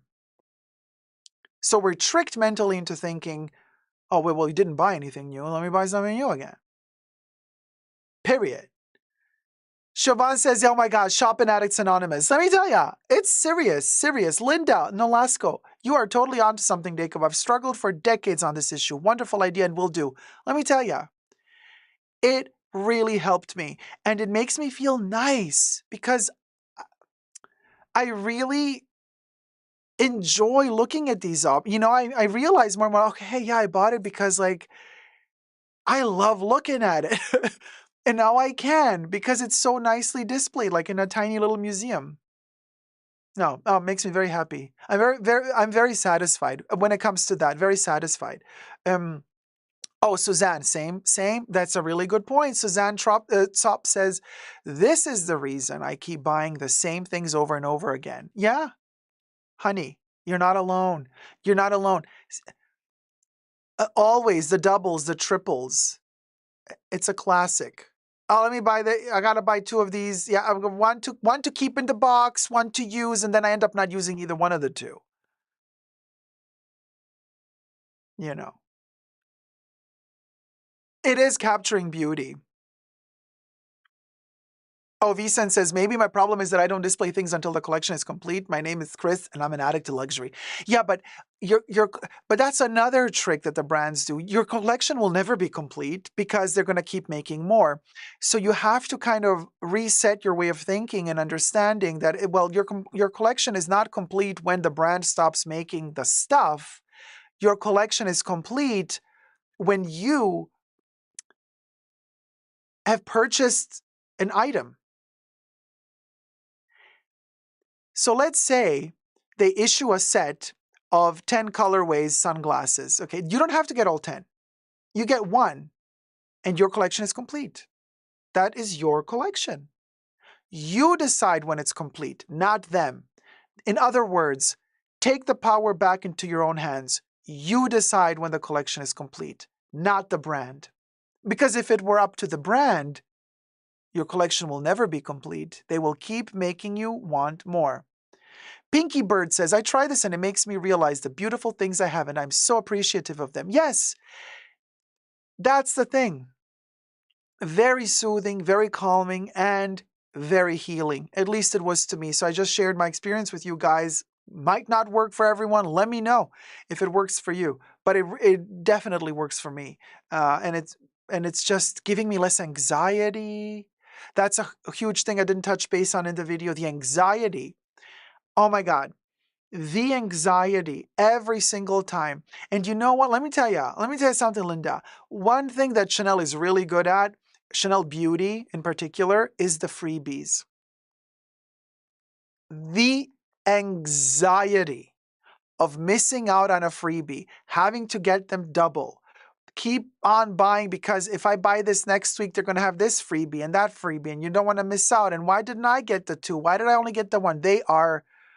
They have mastered the mind fuckery and manipulation to a T of their customers. They have mastered it like no other brand to constantly give you anxiety. Constantly. Every week there's some new freebie coming out and you're like, oh my God, I got to buy something because there's this other freebie that's coming out. And they have mastered it to a T because they are constantly bringing them out. Okay. And there's always something you didn't get. There's always something they did not give you. There's always something that you could actually also get if you were to spend a little more. And And that then extends to also purchasing items, not just getting freebies, but also purchasing items, like Vicent said, oh, the collection is not complete. I have to buy this and this size and this color and this set and this variant. Ugh. The anxiety. I have people writing me how much they suffer from this. It is causing them physical pain. They are not capable of leading normal lives on a daily basis. Like, they will not, they're not going to be fully functional because half of their day is spent thinking, okay, where do I go? What do I? So that beauty boutique had that freebie. So let me try to drive my car over to that other spot. Maybe they have, like, you're spending half a day, your free time, running around like a chicken without a head, trying to get that extra little sign. When in reality, that's time you'll never get back. Okay, you wasted that time forever. You could have spent it with your loved ones. You could have gone on a picnic. You could have chilled at home looking at your beautiful little vitrine with the stuff that you already have, enjoying the beautiful objects you already have. I'm telling you, we got 400 people watching. Let's get to 300 likes. We got 227 likes, you guys. What say you? Steph says, displaying doesn't work for me. I have an extensive crystal collection and I just kept buying more display cases. Display cases. But a display case is made to be put inside a piece of furniture, right? So you need that piece of furniture. Hi, Makaleal. How's it going, sweetie? So anyway, Twinning in Tokyo says, clothes I don't buy haunt me. Yeah, clothes are also really tricky. I'm really trying to cut it with the clothes because they occupy so much space. They're so heavy. Such a burden, really. Ebdavali says, so true. I stopped visiting my Chanel store for a while. Then a week ago, I decided to stop by. Why? My sales associate showed me a bag in a color that I don't have. Now I can't stop thinking about it. It is so dangerous. So dangerous. Crazy Cat Lady Joe says, I used to be like that with miniature perfumes. Yeah. Hi, welcome to the club. And JR DVD is so empowering. We decide when our collections are complete. Exactly. Margiela kind of got me of late, but I'm slowing down. There are these brands. They're so dangerous, you guys. They got like top-notch people working in their brand marketing departments, and they are paid to manipulate you into buying more. These are professionals that are paid to mess with our minds. It's no laughing matter. It's no joke. They are professionally working to make us spend money, to manipulate us into believing that FOMO is what we want, and to manipulate us into thinking that what we want is what we need. The thing that I spoke about earlier. Mind control for sure. Yeah. Allegedly, of course. Thomas O'Sullivan said, I just bought a white tuxedo. Why? Do you want to wear it, honey, for dinner? Pally Hester says, they didn't even try with me. Probably because I didn't give them the time. I always feel creepy with the freebies.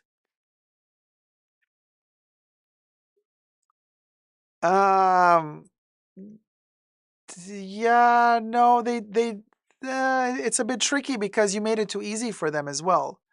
In your case, when you went in and you bought what you bought, because you guys, I know what polyester bought, but that's not mine to say. That's his story. But the way you dealt with the situation was also very easy for them. They didn't have to work with you at all.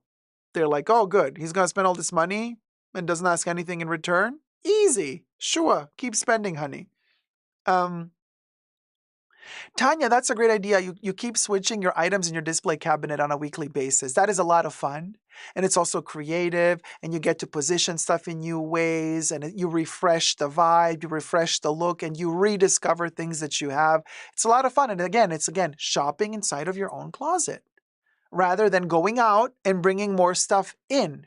Because the problem is, you guys, we keep bringing in, but we very rarely take out. And this is literally the beginning of hoarding. We'll go. Oh, Irina, that's tricky. Irina says, guys, I'm collecting leather jackets, luxury leather jackets. I have around 50 jackets and my collection is not complete. Tricky, tricky, tricky. Kev says, Dacob, best cut up all our credit cards at the Bunker Road show. Yeah, that's what we're going to do. First live in a theater that we're going to do. We're all going to lift the credit cards and chop them up. Could you imagine? No, I would never make you guys do that, but it's tempting. Oh, I see. I guess my problem isn't so bad listening to everyone. LOL, says Heaven. Thomas says, even worse. I watched a bunch of documentaries about poverty and desperation in the UK and USA and then bought a white tuxedo. Well, maybe in your mind you were like, I have to fight this feeling of the end of the world and the desperation. Let me buy the opposite symbol of that, which is literally a white tuxedo. So maybe that was like a psychologically something that you felt would make you feel better. You know, sometimes stuff like this also works. I mean, certain choices and decisions we make are really due to a kind of a rebellious mental state we're in. Robbie says, my closet is currently a crime scene. I need some of that yellow police tape. Jody says, my weakness is jeans with cute pockets and purses. Thomas says, that's insightful. I'm telling you, everything has a psychological reason. Every choice we make has a psychological reason why we made it. My explanation might be just a 5-cent stupid explanation that is not rooted in any logic, but it might be, you know, or your reason might be a different reason, but there's whatever reason there is a reason. That's what I'm saying. There is a reason why you bought that tuxedo. And Steph says, when I started collecting jewelry, I realized it's so much easier since it takes up a lot less space. So very dangerous. So dangerous, Steph. So dangerous. Polly says, I don't like the games. I used to love being inside of luxury stores. Now they give me anxiety to spend time in there. Yeah, and you can say what I got. LOL. No, well, it's not my business to say that, Pally. You know, I'm discreet. But for sure, it's anxiety inducing if you let it induce anxiety inside of you. You have to take control back into your own hands and not let it induce anxiety inside of you. MMM says, Dacob, when do you know when you have too many perfumes? IYKYK. One can never have enough perfumes. It's about knowing how much space you have and not exceeding that space. That's how you have to see it also.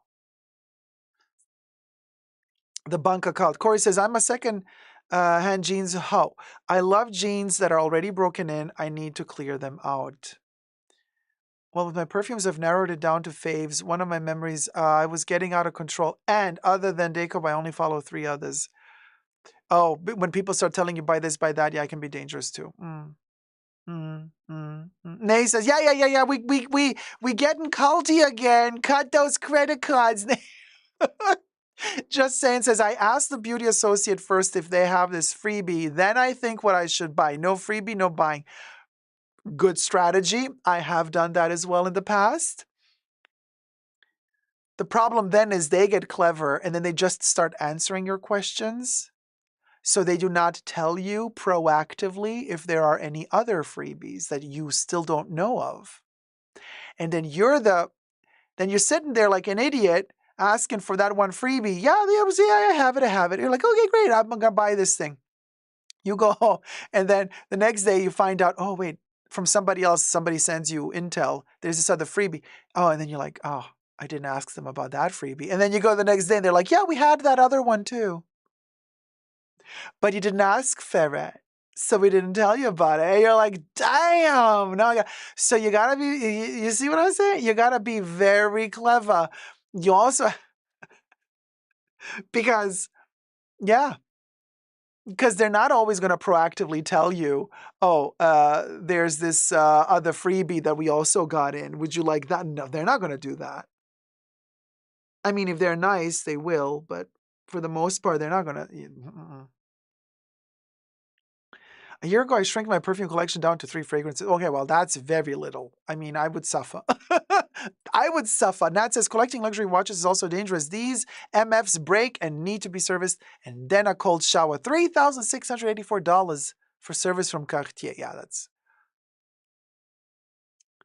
Ludicrous. Hi, Blue Chanel. Labor Day sale are a danger over here. Oh, yes. Any sale is dangerous. Outlets, big danger. Jody Robinson, I have found my tribe or bunker. Welcome, darling. Heaven says, yes, I realized after candy cane times I just want what I love, perfume-wise. Nay says, I continue to shop like I'm going to be an extra in Fast and the Furious 2, and I don't go anywhere because I have a chronic illness. Ginny says, Dacob, I miss your birthday live by happy late birthday. Thank you so much, Ginny. Thank you, sweetie. Thank you, thank you. It's such a... you guys, it's a problem. Shopping is a problem. What can I tell you? Oh, and the outlets. Yeah, Grace says, I made a regretful purchase last year during Black Friday sales. Never again. The FOMO. The FOMO. It really gets to us. So we're going to get clever. You know, we got to clever up and understand, you know, the difference between what we need and what we want, and the difference between what we want because we want it and what we want because of FOMO. Period. Speaking of what we want and what we need, certain brands steal what they think they want and then try to sell it to us as if it were their idea. Yeah.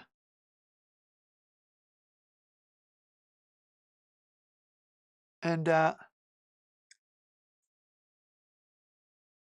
we're going to talk about it right now in the next segment.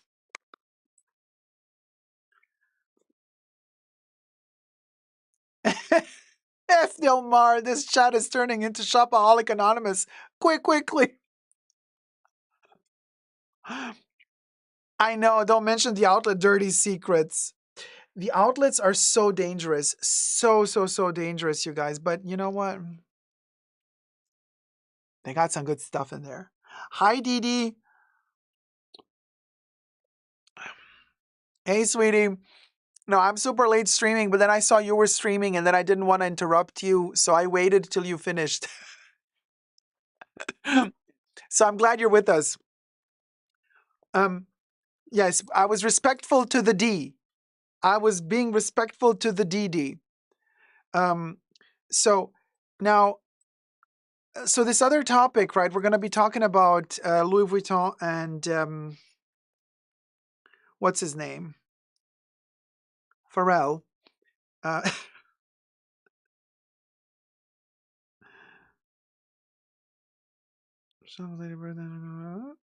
Sorry, guys, just a second. Let me just note this down as done. Woogo-woogo-wism. Okay. I mean, this one is insane because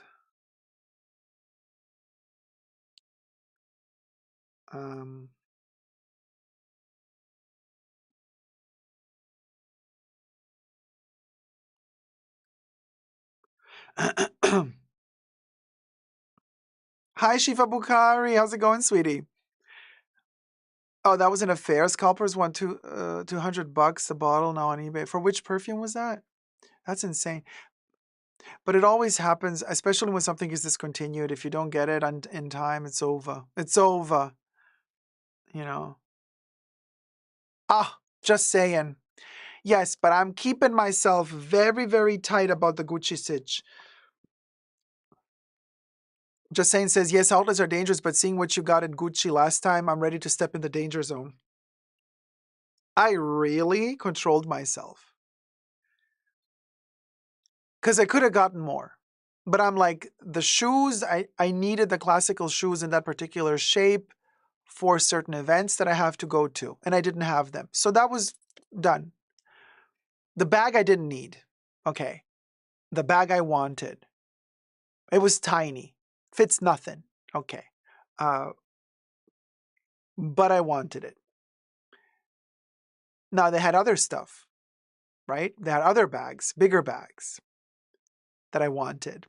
They had sterling silver jewelry, also on sale, that I wanted. But you know what? I said no. I actually had a sterling silver Gucci for Adidas bracelet at the cash register. And like a thief in the night, I didn't steal anything, but like a thief in the night, I ran and I left it at the cash. I left it at the cash register. And I was like, you know what? I don't care if they think that I'm a total asshole. No, I am not going to buy this bracelet. Like, they don't understand the struggles that I'm going through. I'm trying to heal, okay? I'm trying to heal. I'm trying to spend less. So, I couldn't resist. And I was like, oh my God. And it's sterling silver and it's on sale. Okay. Okay. And basically, the stuff that you want in the outlet, they bring it to the cash register. They don't like give you the piece of jewelry. They keep the jewelry. They say it's waiting for you at the cash register. So like, come with me to the cash register, right?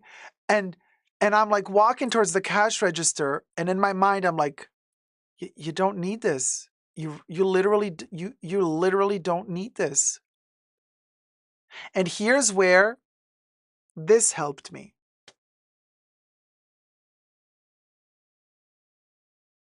Because I really love this bracelet. You know how much I love this bracelet because I wear it every day. Every video. I always wear my Chant d'Ancre, okay? This one is almost 2 years old now. And here I am walking towards the cash register to buy a Gucci for Adidas sterling silver bracelet, which you know is not going to be that good silver. Whatever. It's on sale, right? We're thinking it's on sale. And then I'm like walking and I see myself because I always wear this and I'm looking at it and I'm like, wait, well, hold on a minute. This is my silver bracelet that I love, that I waited a year for because they never had it in my size. And I'm like, I have the silver bracelet for me. I don't need the other one. I'm never going to wear it. Like, no. And I'm never going to wear it because I don't want to scratch this one up. I'm not going to put them together. I'm not going to layer them. I'm like, this is my bracelet. Done. No. I'm like, Dacob, no. And I ran out and I think they looked at me thinking like, what the hell is wrong with him? And I'm really proud of myself that I managed to like, just no. No. I look totally like crazy. But I don't care. Let them think I'm crazy. I don't know them shit. So I'm just, I have my cute little bracelet and I love it. And that's the one I love the most. I mean, I do have the other one that I bought like 7 years ago. That's it. We're done. Hi, Bilbo Fraggins. How's it going? So you're looking great. Thank you, sweetie. And I'm just, and that's it. Did you really run? Well, Patricia, I didn't like run like sweating run. I walked really fast. Like I because up until that moment, I was walking normally. I was just walking through the store, right? I was walking. And then when she said, okay, you want this bracelet? I'll take it to the cash register. I'm like, oh, okay. And I'm like walking with her. And as I'm walking with her, I realize what I realize. I see my bracelet and I think all these things. And I just like, okay, I'm not gonna stop now to explain to her why I changed my mind. Like, what's gonna look more crazy? Me telling her this whole story to this lovely sales associate lady, or do I just turn around and walk? I turned around, but then I thought to myself, I can't just walk normally because she's going to say, no, the cash register is over there. So I thought to myself, well, if I walk normally, she's probably going to try to persuade me that I'm walking in the wrong direction. The cash register is there. So that's why I thought, okay, but I'm not going to run fast because they're going to think I'm going to steal something. So I'm just going to walk really fast. I'm going to change my walking pace. So she's going to just be like, okay, he cuckoo, let him go. And so I walked really fast out the door and it was really embarrassing. But you know what? I'm fine. I'm fine now. I'm really happy I resisted. Yeah. Oh, guys, going shopping with me, such a doozy. Diamond Diva says, Dacob, you're so funny. No, seriously, going shopping with me, I mean, it's literally, I mean, you know, you gotta have tough skin. And then it's funny if you don't take it too seriously. Oh, Troy G gifted 5 Super Dacob memberships. Hold on, let me take a sippy before we start the elevator music. And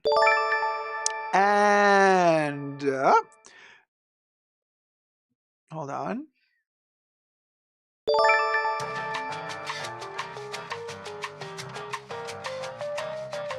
And Troy G gifted 5 Super Dacob memberships. Crystal Ray today was gifted a membership by Troy G. XOXO Love Star was gifted a membership by Troy G. Vanessa Consalves was gifted a membership by Troy G. Jenny Annie was gifted a membership by Troy G. Justin was gifted a membership by Troy G. Yeah. Welcome to all the new Tier 1 members. Don't forget that this coming Saturday, y'all's, because it is the first Saturday of the month, you get access to the pre-show, which is a live stream that happens every Saturday before the main live stream. All the tea is spilled there, and what happens in the pre-show stays in the pre-show. All the other Saturdays of the month, the pre-shows, the access is for Tier 2 members and Tier 2 patrons. Yeah, Bubbles, you can just keep popping these shares as much as you want. I'm not going to react to them anymore. It's ridiculous. Until this gets fixed, I'm not going to be reacting to the confetti anymore. So we'll go. Thank you so much, Troy G. And let's do this topic.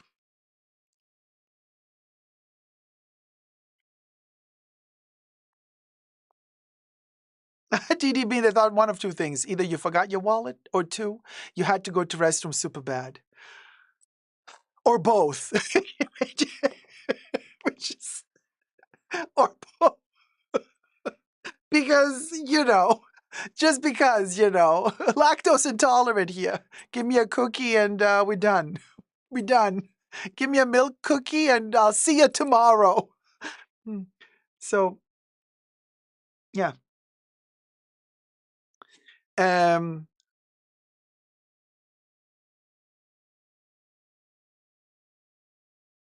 Louis Vuitton, LVMH, and Pharrell Williams. Boy, oh boy, you just seem to never get your booties out of trouble. For one reason or the other. Now both of them, the company and Pharrell are being sued in California for having allegedly stolen yet another idea. Let's see what this time is being stolen, allegedly. Of course, everything I say in this video is for entertainment purposes only, not rooted in truths or facts. Everything's alleged and just my opinion. Also, subscribe while you're at it. Push the join button next to the subscription button. Become a member today. Again, access to extra perks. You can also join me on Patreon, Super Dacob, all spelled together there as well for extra perks. Thank you to my members and patrons who have already pledged and who are enjoying all the extra wonderful content that I create for you guys. Thank you so much. This video is being filmed live in front of a live virtual audience. I live stream several times a week. Come join the fun. Come join the chats. Hello to my co-chattors. Y'all, listen to this. Listen, Linda. Law Inc. is reporting the great sock heist. Did Louis Vuitton and Pharrell pocket someone else's idea? So this is Pharrell Williams. Hooray! Confetti for Pharrell. Hi, Pharrell. Looking mighty luxurious here. And so anyway, let's talk about the lawsuit basics, shall we? And we're going to get to the lawsuit in particular. Oh, good old California. Leave it to California to always deliver the entertaining law gossip when it comes to fashion, luxury in particular. And also, it really shows us how lazy these brands truly are. Allegedly. So, the lawsuit basics says Law Inc. Who, what, when, where. And the why we probably know already, for money. Now, the parties, the plaintiff, you guys, can you believe, okay, guess who the plaintiff is? I kid you not, we are at this level. Plaintiff is Pocket Socks, Inc., okay? A small Carlsbad, California sock company which is suing defendants Louis Vuitton Maletier, multinational luxury brand based in France. They're suing also Louis Vuitton North America. And you guys, this is my favorite part of this entire lawsuit. It's how they call Pharrell Williams. Oh, by the way, before I tell you how in this lawsuit how they designate Pharrell Williams, by the way, I am the first one on YouTube to talk about this particular lawsuit. Okay? So Sophie Shohet, if you manage to kind of talk about this one day, you know, like you did with Dior, maybe, just maybe, don't embarrass yourself again by saying that you're the first one. Thank you. And all you other ones as well. But be my guest and talk about it, but just like don't claim you were the first, if you weren't. See what I'm saying? Oh, let me sip my coffee while I say that, honey. You want to hate me? Let me give you reasons to. Cheers. Now, you guys, listen to this. The lawsuit claims, so plaintiff Pocket Socks is suing defendants Louis Vuitton Maletier, Louis Vuitton North America, and, drumroll please, celebrity collaborator Pharrell Williams. They did not even give him the artistic director nomination, designation. They're not calling him designer. They're not calling him the artistic director. No, in this lawsuit, he is the celebrity collaborator. Pharrell Williams. And they keep changing his name even more. It's going to get even funnier. So anyway, the case filed June 20th, 2024. So just a couple of days ago, right? We don't play games. We have the entire lawsuit here. So let's check it out. The case was filed on the 20th of June, 2024 in the U.S. District Court for the Southern District of California, San Diego, okay? Now, the jurisdiction alleged, oh yeah, well, honey, listen, Linda, we're doing this Emily D. Baker style, baby. Emily D. Baker, I love Emily, by the way. Shout out to Emily. So anyway, listen to this. Jurisdiction alleged federal court has subject matter jurisdiction over the lawsuit's federal trademark, unfair competition, and patent infringement claims. The court also has personal jurisdiction over the defendants for conducting business and the alleged infringement in California. The relief sought, Pocket Socks wants the court to find Vuitton liable for infringement, issue an injunction stopping their use of Pocket Socks, award monetary damages, and deem this an exceptional case to recover attorney's fees. Period. Now let's get to, that's kind of just the gist. Now let's get to the beef. Let's get to the succulent beef. Beef bourguignon, darling. 'Tis I, Julia Childs. I'm going to share with you my recipe to sue Louis Vuitton with this beef bourguignon. So, why did I quote Julia Child? I don't know. We'll go. So anyway, jurisdiction in, okay, Pocket Socks Inc., a California corporation. Can we make this into a TV show? And the jurisdiction and venue. Okay, so versus, okay, so that's the plaintiff versus Louis Vuitton Maletier, a foreign company. Louis Vuitton North America Incorporated, a Delaware corporation. And Pharrell Williams, an individual.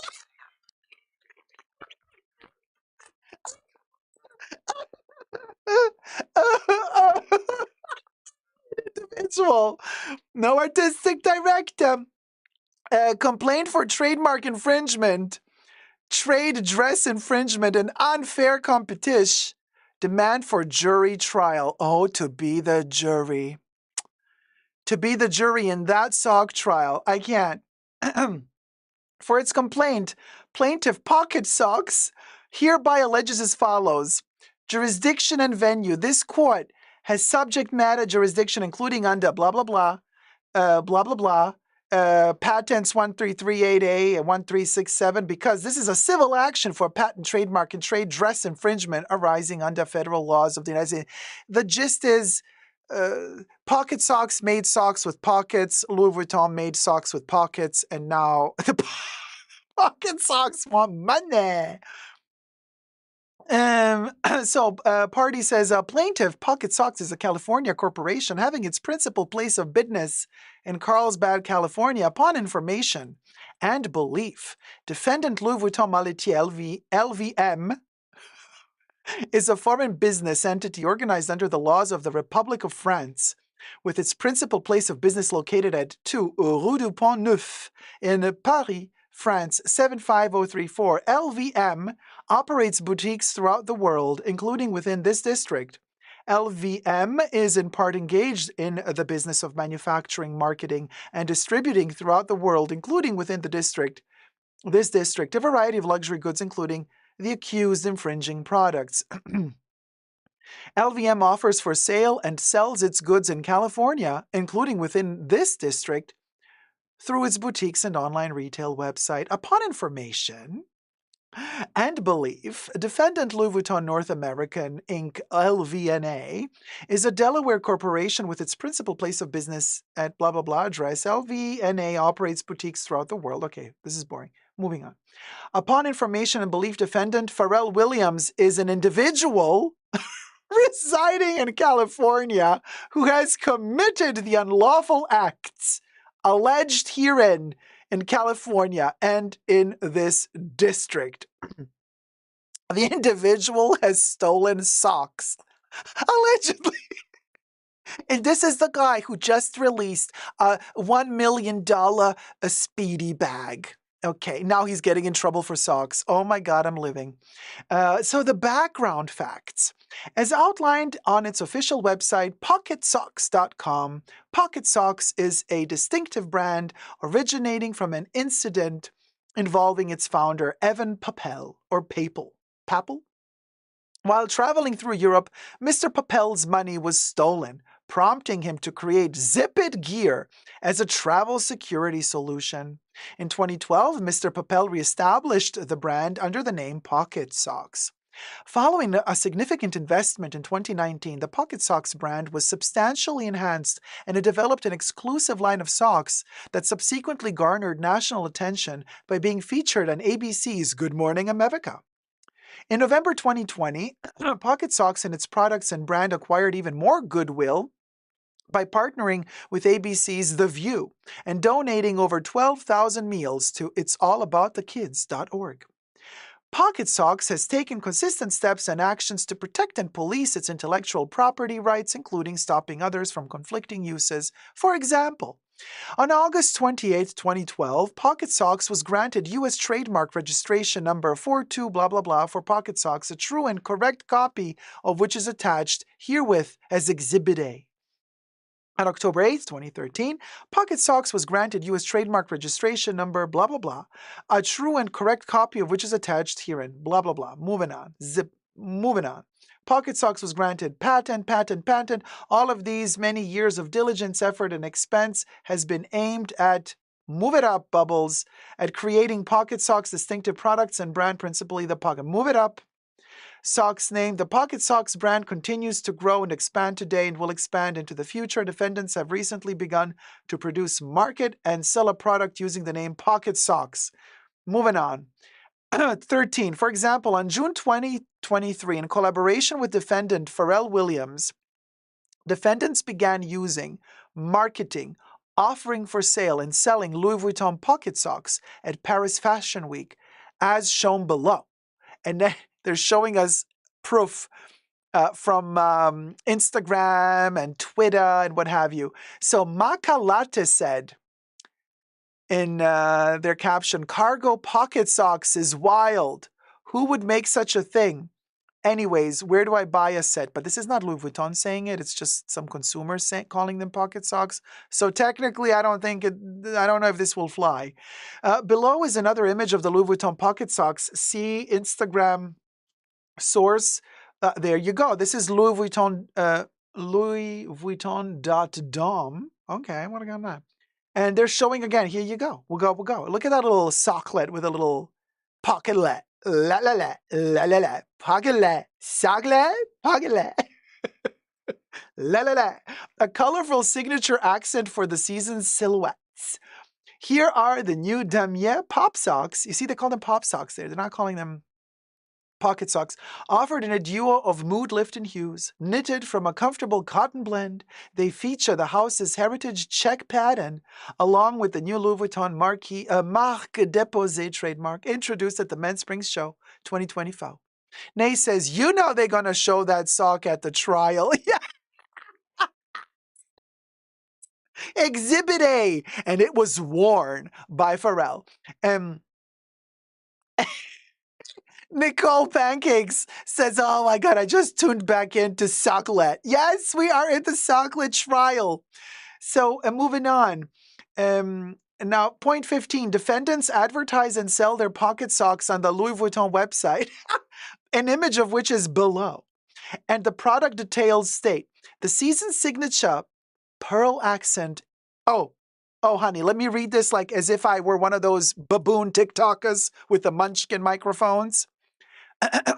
Let me change my voice as if I'm educating you about something that I know more than you do. With that elitist voice, I'm going to say it. The season's signature pearl accent, engraved with Louis Vuitton initials, adorns the pocket socks as stylish pair crafted from pure, comfortable cotton. The heritage damier pattern is subtly knitted into the design of these wardrobe essentials, offered in a neutral white colorway to complement virtually any ensemble, whether casual or more dresses up. We'll go. Here's another example. How much do they want for this shenanigan? $565. Look at that little button. Look at that button. You know, this redefines the whole concept of cute as a button. Point 16, defendant's use of pocket socks appears in the same font. Yes, in fact, check this out, yo. Right up there. On the Louis Vuitton website, they actually call it pocket socks. Well, what do you know? We'll go. Oh boy, oh holy crap, says heaven. There you go. They actually call them pocket socks. 565 churro or dollars. Pocket socks are $20, says heaven. Defendant's use of pocket socks appears in the same font and size as in pocket socks. Well, I mean, okay. So anyway, trademark registration, 4 million something. Pardonnez-moi. Point 17, on March 25th, 2024, plaintiff purchased defendant's product as a Louis Vuitton at the Louis Vuitton store. There you go, Nay. They're going to have Exhibit A. They're going to take that sock to the courtroom because they have purchased the product at the Louis Vuitton store at 7007 Friar Road, San Diego, California, 92108.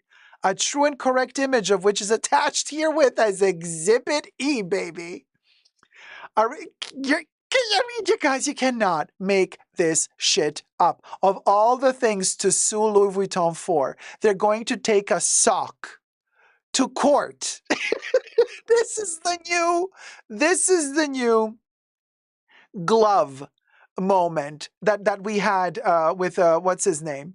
Teresa McGuire says, the first time your dryer eats a sock, there goes your $500 socks. Period.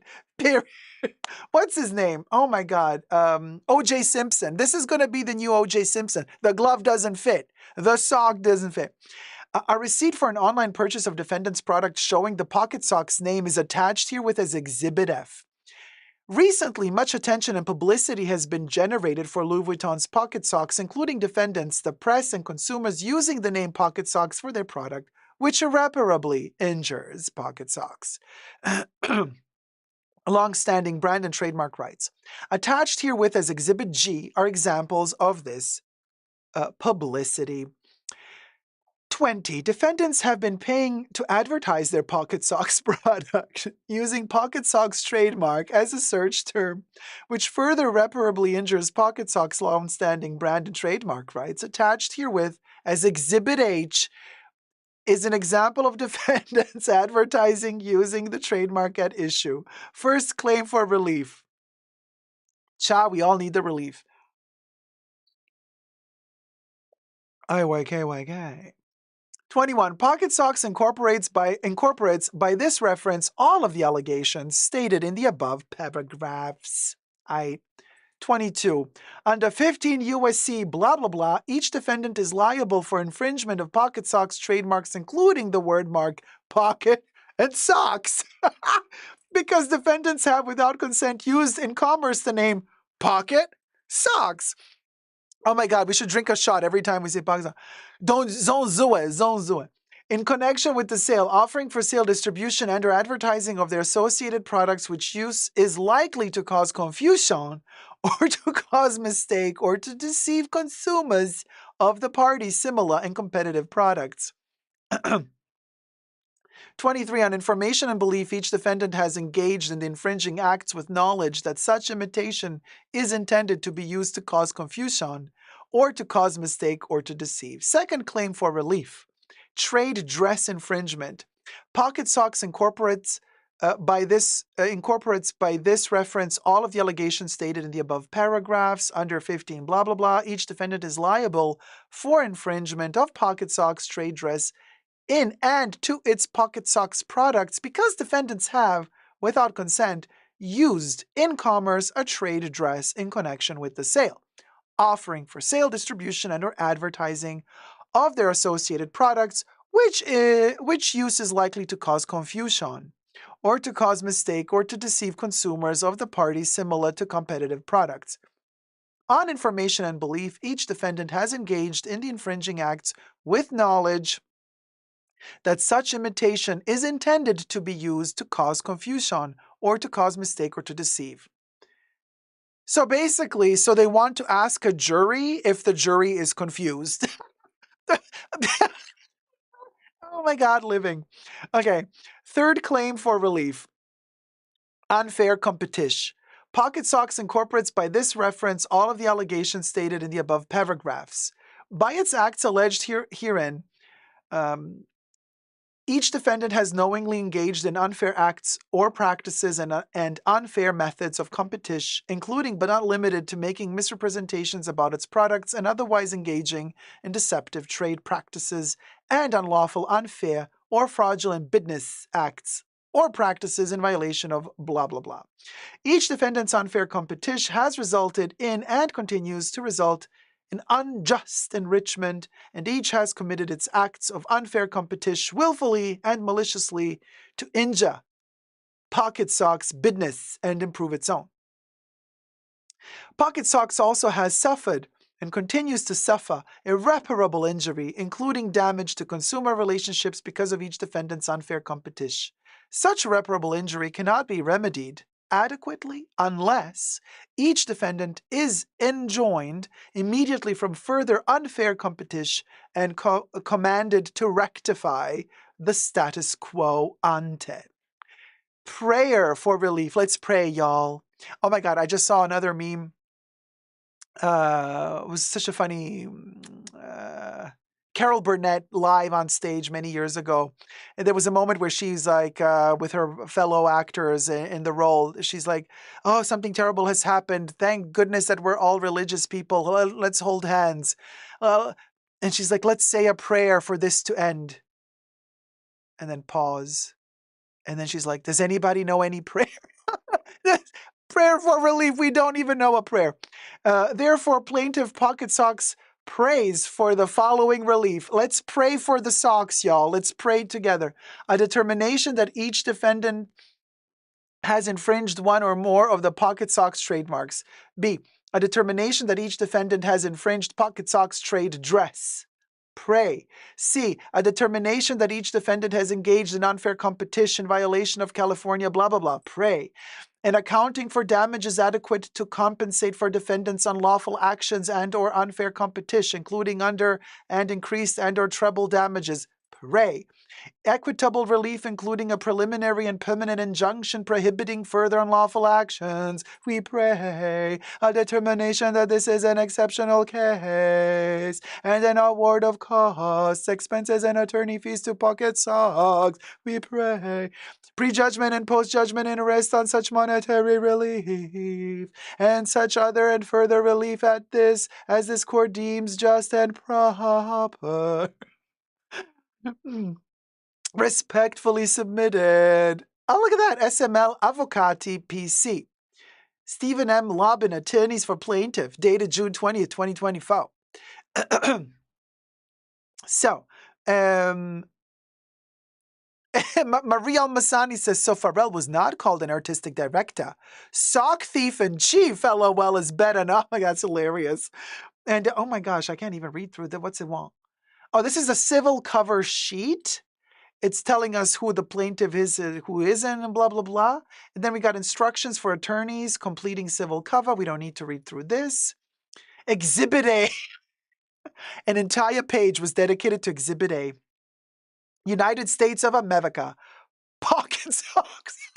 Can we print this out and frame it? I mean, you guys, can we make a t-shirt out of this, or are they going to sue us? United States Patent and Trademark Office. Pocket socks. And there you go. And this is their trademark, and they're proving to us that they indeed got a trademark. Irene says, what a time to be alive. Polyester, the Pope could never, never. Exhibit B. Exhibit B, United States of America, United States Patent and Trademark Office. Again, pocket socks. And for hosiery in class, blah, blah, blah, the mark consists of standard characters without claim to any particular font, style, size, or color. Yeah, that's it. Pocket socks. We'll go. Exhibit C. Okay. Again, United States. Oh, well, lovely. How lovely. Exhibit C. United States of America, United States Patent and Trademark Office. Oh, it's the polka dots for me. It's definitely the polka dots for me. California Corporation. So the mark consists, okay, supplemental register. Right. So the mark consists of three-dimensional configuration comprising a sock where the toe and heel of the sock are shaded. Oh, honey, there's enough shade to go around here. You don't need a patent for that. Yeah, shaded, and 11 shaded circles appear on the sock. What you got, chicken pox? You can't trademark a disease, honey. Okay. At the top of the sock is a pocket with the interior in a small polka dot pattern. The broken line is to represent the shape of the overall sock, and zippered pocket is not part of the mark and serves only to show the position or placement of the mark on the goods. Lovely. For the condoms, says polyester. Exhibit D.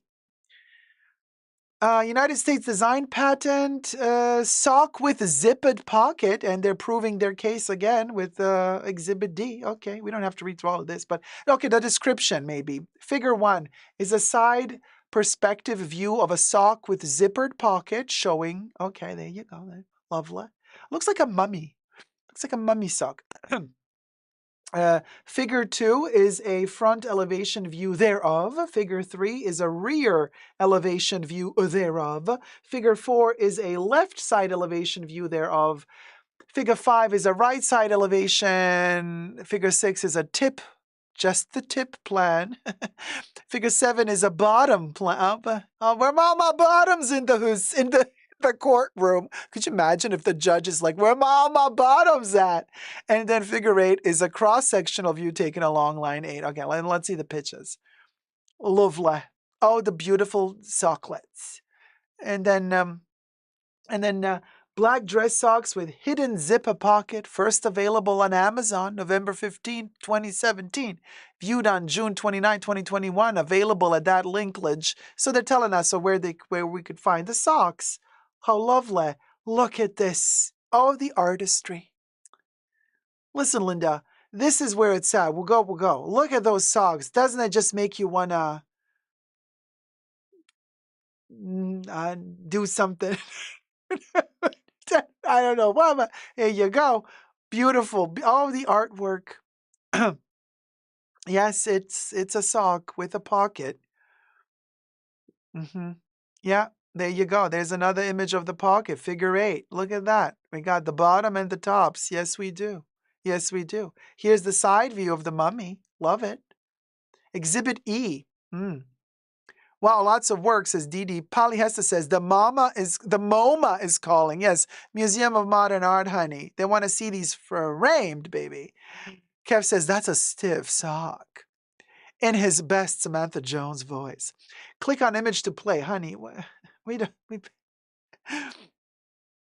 You can pay to play, honey. Exhibit F. Ooh, look at that nail. Okay, okay, honey. That's a nail. There you go. The proof. The proof that they bought the pocket socks. The description on this invoice at Luigi Vuitton says it's pocket socks. Indeed. March 6th of 2024, they bought the pocket socks. Associate is the web. So I guess they bought it online, but they said they picked it up in the store. Anyway, gift receipt. Yes. Okay, moving on. Exhibit G. Screenshot of Get the Look from the Louis Vuitton website, from their app, I guess. Look at those sunglasses. Somebody should sue them for those sunglasses. They're a monstrosity. Seriously. Oh, and look at that. They're wearing the pocket socks. How lovely. And that jacket, very Chanel. Pocket socks, there you go. Place in cart for $565. And then again, a runway look, pocket socks, $565. You can even choose a size. I wonder if the pocket gets bigger if you order a bigger size of the sock as well. The receipts, honey. Jordan Camacho, the receipts.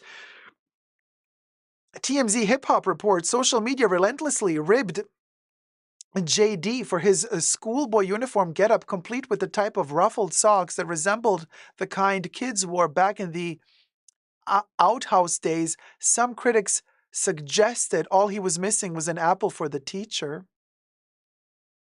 Pocket socks again on stage. On Monday, Jermaine posted proof his footies were certified haute couture, revealing them to be Louis Vuitton pocket socks worth hundreds of bucks. And there you go. The new Louis Vuitton checker Mary Jane styled with pocket socks. This, again, FN reporting here. This blending, again, proof, right, that the plaintiff is showing to the court. This blending of the traditional masculine and the feminine is a central theme in this collection, illustrated with the pairing of the label's new white pocket socks with signature pearl accent styled with the aforementioned Mary Jane pearl. Okay, blah, blah, blah. We get it. Nods to Williams' hip-hop roots can also be seen in his debut collection with oversized denim looks and the brand new Louis Vuitton Cheka ankle boot. But the style takes nods from the New York streetswear staple work boot in a beige colorway. This high fashion alternative at $1,480 sees the style updated with some of the key details seen in other footwear styles, including Louis Vuitton initials on the tongue, metal studs, and chunky rubber soles. Didi says these people are stupid. They can buy them for $20, but instead pay $500. Well, that's luxury for you. Exhibit H. Is Exhibit H Hermes? No, we don't know. We don't know. We don't know. Louis Vuitton pocket socks, again, online. You can see here, literally, when you Google search pocket socks, you see when you Google search pocket socks, the first thing that appears is Louis Vuitton pocket socks. So pocket socks is alleging, look, this is damaging our business because if you Google search pocket socks, because LVMH is such a big corporation, they bullied their way allegedly to the top of Google search so that when you Google pocket socks, the first thing that comes up is Louis Vuitton and not our own brand, even though they are using our patented name. Here, I'm starting to see how they are losing money. Okay, allegedly, right? That's it. Is there anything more? We'll go. There you go. There you go. Look at me popping back in. Hi, everybody. So, what do you guys think about this? Do you think that pocket socks has a case against Louis Vuitton? for taking their pocket socks? Or is this all just petty and the court is going to throw it out? Corey Emerson says they will settle. They will settle out of court. Possibly. I mean, it all depends how willing Mr. Bernard is to just play this one out. Alex says, I am going to need a few hours to process this, to be honest. Crazy Cat Lady Joe says, you know what? The thigh-high socks are cutesy. Cutesy. Divana Budget says, is the receipts for me? It's the receipts for me. They came prepared. Yeah, and they bought the socks too. Patricia says, my money's on the pocket socks with a zipper for $20.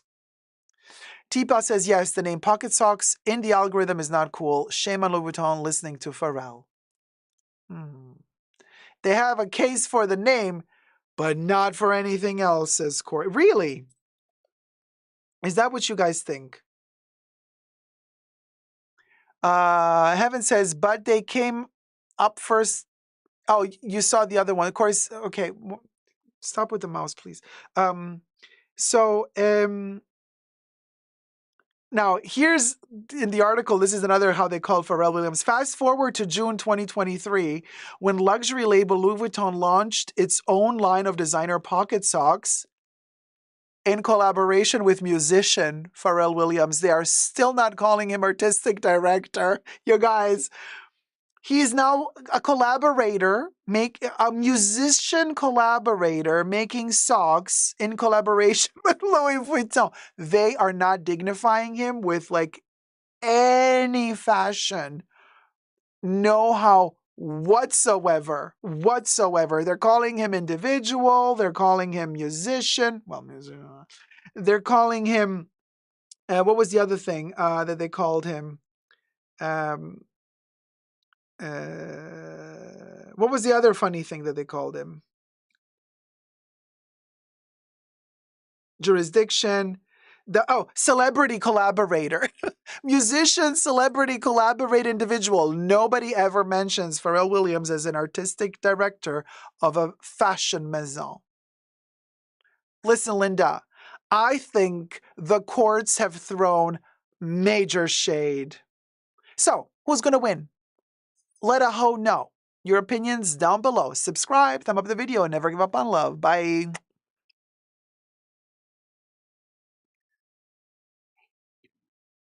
Steph says, way to humble him. I mean, this is hilarious.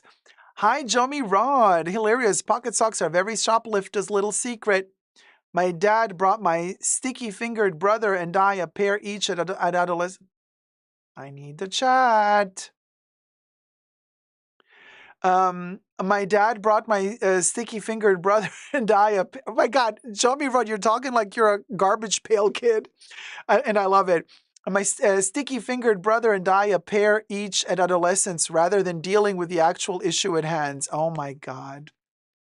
The thievery. I actually think that pocket socks. Interesting. Oh my God. Thank you so much. Ash Glove donated $120. Love you, Dacob. Go shopping and get yourself something nice, lol.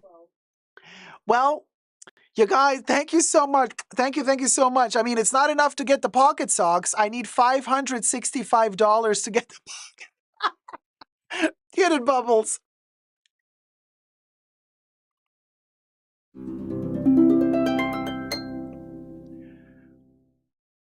And it doesn't work but we did the music at least. The confetti will pop when they pop. They just come in randomly. Bear with me. Today is not the day. So, but this is hilarious. There you go. We shredded pocket socks from Louis and we're popping those today. Now you know. That's why it takes more time because Bubbles has to cut the socks up to create the confetti to pop for you. Okay? Now, this is what we'll go. Yes, we need $565 to buy a pair of Louis Vuitton pocket socks. Plus tax. Don't forget the tax. And then we need another $20 to buy the real pocket socks and lift both and compare them. Patricia's like, I'm doing the snort laugh now. Like, we'll go, we'll go, we'll go, we'll go. Corey says, a pocket is a ubiquitous item. It's something used in everyday life. It can't be owned. It would be like Levi's suing Old Navy for putting a zipper in jeans. No, Corey, it's not the pocket itself. It's the name. I think it's the name because they designated their product pocket socks, right?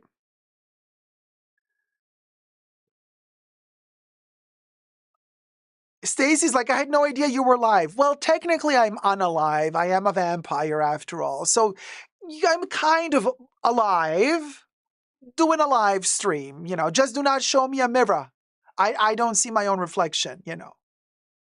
237 years does a thing on you. Trust you me. Trust you me. Yeah, right, Nicole? It's the sitch, trademark sitch. It's the name. And Nicole, I don't know, you're the lawyer. But I have a feeling like if you're going to do a Google search for shopping for pocket socks, and the first thing that pops up is Louis' pocket socks and not yours, but you got the trademark on the name, I can see how, I mean, if I was the jury, I would feel like that's damaging your business because the customer first gets offered the Louis version. Yes, granted, it costs much more. Sure. You betcha, sure. As Sophia Petrillo would say. So yeah, I don't know. I don't know. Yeah. Jane says the patent is specific and they don't match. Well, if I was a jury in that trial, I would say, in my humble opinion, okay, it's confusion. It's confusion. Because I would think the one is like the other. And also, what's even worse, what can be and I think that's what their lawyers, Nicole, you let me know. Oh, awesome donation. Thank you, Nicole, my love. But let me know what you would think because here's the deal. Some customers might, listen to me, this is a real thing, you guys. Some customers might get angry at the real pocket socks because they might go to the real pocket socks to say, you're copying Louis Vuitton, how lame of you. And that's how it could be damaging to the brand, to the pocket socks brand. Because they might have people coming into their shop saying, oh, well, how lame of you copying Louis Vuitton pocket socks now. And then you, as a brand, have to stand there and explain to them, no, no, no, no, no, no, no, no, no. We did it first. What do you mean we're copying? You know what I'm saying? So there's that to consider as well. I remember in one of my working in fashion days, or like that, Corey, what if people think pocket socks are working with Louis Vuitton and they don't like LVMH? That's also damaging. Now, one of my fashion working days when I was working for several brands, I was also doing artistic direction. But anyway, long story short, I put in a window once, did an installation. I put a Vivienne Westwood mountain hat. And this was for Vivienne Westwood. Somebody actually came in and said, oh my God, how lame. And this was the time when Pharrell. This was the time when he was wearing the mountain hat. Somebody had the audacity to come in and say, oh my God, now Vivienne Westwood is copying Pharrell. The audacity. So, first of all, I was there and I said, honey, take several seats. You obviously, do you know how to read and write? Do you at least know how to read it? Do you know how to spell your name? Yeah? Okay, now let's take it up a notch. Let me tell ya, Linda. The Vivienne Westwood mountain hat was designed by Vivienne Westwood and Malcolm McLaren, okay, in 1981. First shown in 1982 in their collection, Nostalgia of Mud. 1982, baby. When Mr. Pharrell was still in diapers. Okay. And the first famous people, Run DMC. That was the first music band that wore the mountain hat. Run DMC. In the 80s. Okay. Since then, that hat has been in production. Okay, now coincidentally, Pharrell and his little team, okay, got a hold of the mountain hat and styled him with it, and he liked it so much, and then all of his fans thought that he created it. He never cared to tell people really that it was Vivienne Westwood's creation, and then everybody started thinking it's his hat. And then they came for Vivienne, telling her how dare she steal his idea. You see what I'm saying?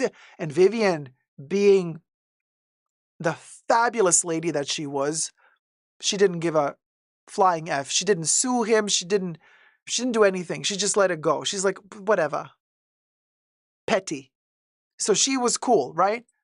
But the audacity. And then he never felt the obligation to actually explain himself and to tell his idiotic fans, hey, I didn't design this hat, okay? Please don't come for Vivienne Westwood. This is her design. This is her creation. Like, come on. So there you go. Patricia says, I can't wait to see what the outcome of this case is. I'm buying some pocket socks for my brother's birthday. Should I spray paint an LV on them? Oh, the shade. No, even better. Stitch it. Stitch it.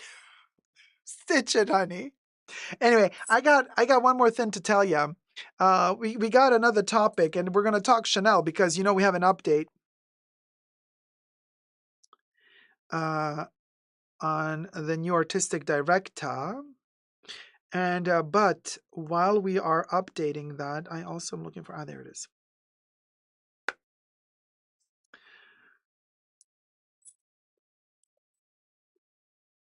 That's above my skill level, says Patricia. Let me tell you, it's a whole mess.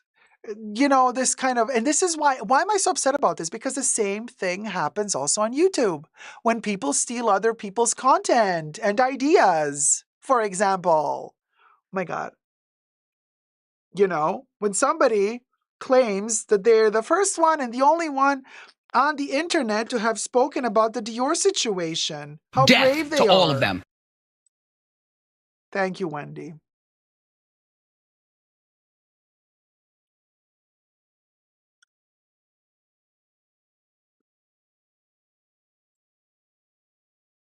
Or when out of the blue somebody starts using your intro music.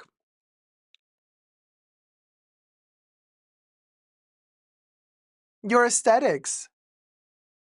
Your font. Your headliner. I mean, clock yourselves. So where were we? Oh, yes. Chanel.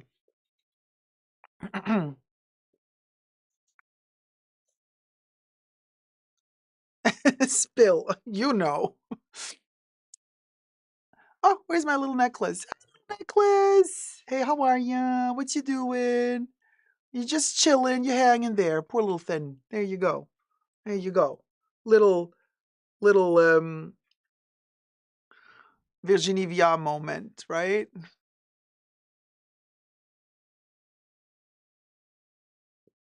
Okay. Let me just fix the hair, cause we be ratchet. Okay. We got 288 likes. Come on, let's at least reach 300 likes.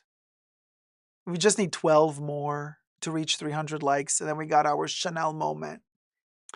The moose is still loose, Alex. You best believe. 288 likes. Let's thumb up the video. Let's try to get to what? We'll go. 293. Look at that. Look at that. We just need 7 more. Huh? Oh, that y'all. And then we got the T on Chanel, honey. And let me tell ya, shady. I got some shady news for you from Chanel. Like very, very, very shady. Oh, we did it, Joe. Okay, 301 likes. Okay, we'll go. Hit it, Bubbles. Hi, everybody. Dacob here. Welcome back to the Fashion Bunker. We got more shade at Chanel. Who's going to be the new artistic director? And who was shady? Was Lena the Baconator shady? Was Bruno Pavlovsky shady? Were the Vadheimers involved? Who's the new artistic director? Oh my God, we got videos, we got receipts, we got interviews. Oh, this is becoming the best telenovela of the year. We're talking type of telenovela, when the main characters turn around for the opening shot, you hit that tacky telenovela music and then the character goes, that type of telenovela. Subscribe to my channel if you haven't already. Push the join button next to the subscription button. Join, become a member today. Again, access to extra perks. You can also join me on Patreon, Super Dacob, all spelled together there as well for extra perks. This video is being filmed live in front of a live virtual audience. I live stream several times a week. Come join the fun. Come join the chats. Everything I say in this video is for entertainment purposes only, not rooted in truths or facts. Everything's alleged and just my opinion. So, Le Figaro, the French news paper, interviewed Mr. Bruno Pavlovsky. I wonder why they didn't interview the Baconator. Maybe she was too scared, or maybe because she doesn't speak French and Le Figaro only speaks in French. So maybe she was like, oh darn, I can't give an interview because I don't speak the Frenches. Okay? I'm leaner. I don't. I only spent 2 years in France and I'm the CEO of Chanel, but I still don't speak the lingo. Sorry about that. Lena in Paris. Yes, we should make a TV show about her. But hey, so Bruno Pavlovsky, and here, special thanks to Insta account style.com for having translated a couple of these giblets from the interview. And so basically they're saying here that Bruno Pavlovsky talked to Le Figaro about the future Chanel creative director. And oh boy, did Bruno deliver the shade.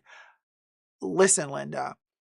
Bruno Pavlovsky is the president of fashion at Chanel. And he says, what am I sure of is that, so they're asking him, like, who gonna be the next artistic director of Chanel? And he says, what I am sure of is that the ideal system for us is not to recruit an artistic director who offers the same thing in every house he visits.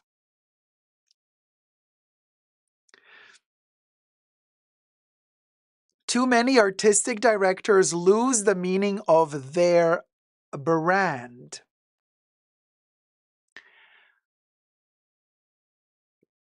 Now, what he says here is he doesn't want an artistic director who is ego-driven and only does the same shit over and over again.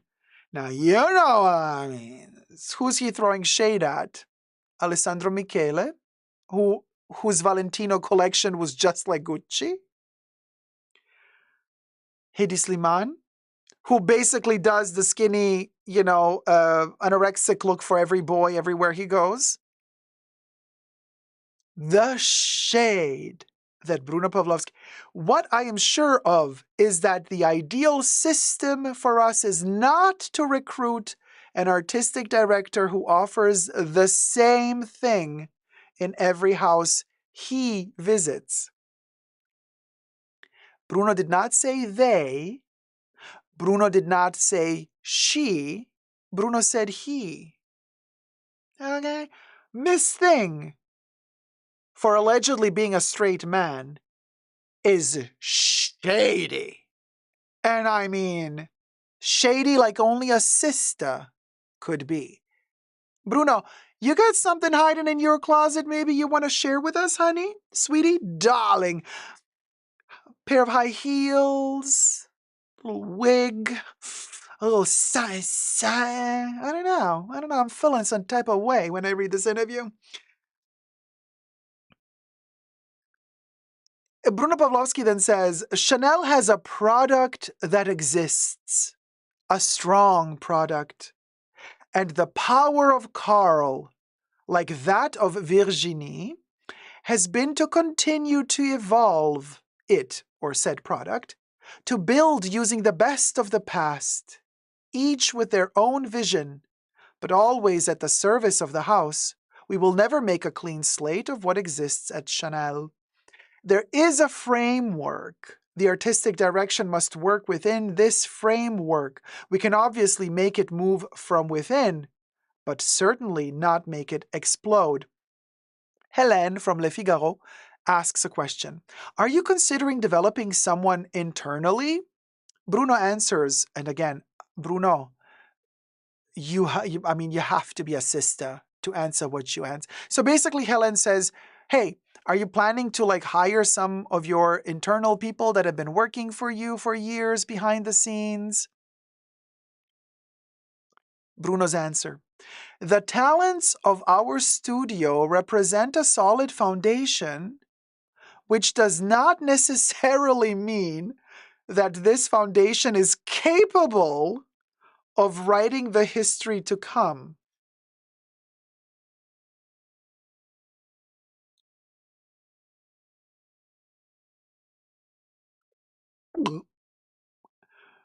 But we are not ruling out any option. Did Bruno just say that his workers ain't good enough? Bruno, dear, this is beyond gay, darling. This is on another level. This is like are you trying to audition for RuPaul's Drag Race? You want to be the mean one, cast as because honey, we got connections. We can make some calls.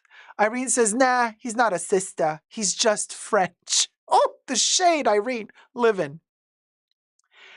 On a question if gender is a criterion while choosing the next creative director, Pavlovsky said the following. Woman or man, that is not the question. Look at being all Hamlet and Shakespearean. Oh, honey, if this ain't a sister. Woman or man, that is not the question. The question is the best of the best. The most important thing is the deep knowledge of the brand, its codes, and having the ability to reinterpret them by projecting oneself into the future.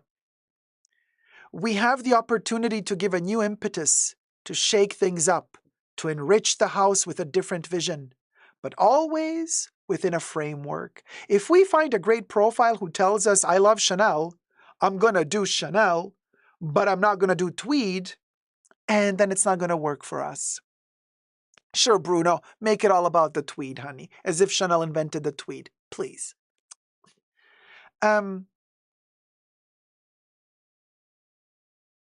So those are the highlights. The studio that pulled off a 2-week miracle to put the entire opera show together, not good enough. I smell a lie, says Patricia Casey. Exactly. And they keep saying that they pulled it out of their butts in 2 weeks, the entire show, and Virginie had nothing to do with it. And people came for me when I said, you cannot make an haute couture collection from scratch without even having an idea of what it is that you want to make in 2 weeks. The amount of vitriol that came my way saying, you should not be allowed to talk about haute couture. You have no clue. What do you mean you cannot make a collection in 20 days? I'm like, wow, the amount of morons out there that are given the right to speak and spit out stupidity. I can't even. So I just ignored. But anyway, we'll go. Now, the plot thickens because more and more people are talking about who's going to be next. And yes, there is a huge faction that keeps saying Hedi Slimane. But the other faction that is growing even more is claiming that it's going to be the human rug. What's his name? Jacques Mousse. So, and again, we still haven't answered the question, why is there a piece of rug missing in this portion of his body? Nobody knows. Oh, well. But so, him. Now, some people have been saying that they have seen him walking in and out of the Chanel ateliers just a couple of days ago. And I thought to myself, oh, easy, just, anybody can say that. But then, 2 chicks delivered receipts. Oh yes, there is a video somewhere on TikTok, and I'm going to give you, I'm going to show the video now. We're going to play it in loop. I took the audio off. It's just 2 chicks talking in Spanish, of all languages, in France, about Jacques Mousse entering the offices of Chanel. So basically, these 2 chicks have their studio / atelier behind the building that they claim is Chanel's ateliers, in the area where Virginie's studio used to be, so they claim. And then they're filming inside of, through the open window, the building of Chanel where they see the human rug. Now, let's watch that video. I have my doubts, but let's watch the video. Okay. TikTok account, Manuela Jaramillo B. So they think that this is Jacqueline the Moose. Is it though?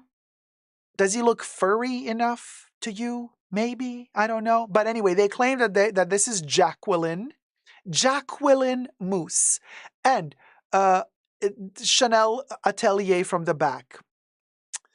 And so this is playing in loop. And they're like, look, this is like, a couple of days after Virginie, was gone. And now he's like sitting there doing a little satin. Then people came to the chats. Heaven says, no, that's not him. He's too thin. No, he's skinny, Heaven. He's skinny. But then people justly so said, hold on a minute. This is not Chanel. Because those hat boxes are Maison Michel. Michel, who makes hats for Chanel. It's Maison Michel is a part of the métier d'art. So they do manufacture hats for Chanel, but they also manufacture hats for other brands as well. And it seems as though this is the Michel backroom atelier. We do not know. I am not so sure because I've never been in the backside of 31 Rue Cambon, or for that matter, Rue Saint-Honoré, or wherever they have their ateliers. So I'm not so sure if this building, where is this building? Is this Chanel or is this Michel?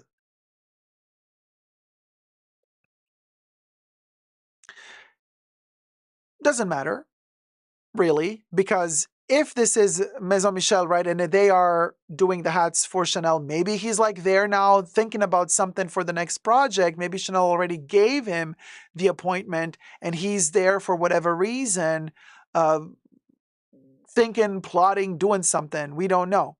But at the same time, of course, I have a question. How do these chicks that are filming this video, how do they know for certain that this is Jacqueline the Moose? How do we know for certain? How do we know?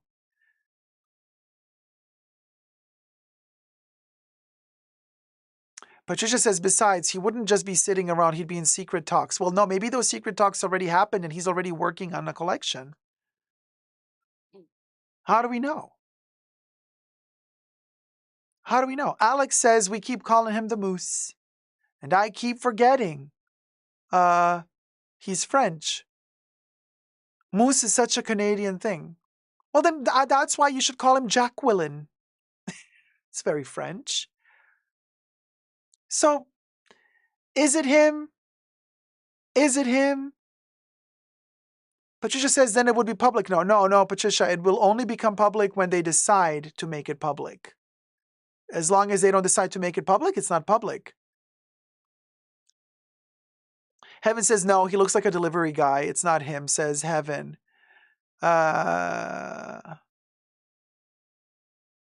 Yeah, it's the delivery guy waiting for a signature, says T-Pal. You think it's the delivery guy? Well, the 2 ladies were that filmed this are convinced that it was Simon. The Moose is loose. So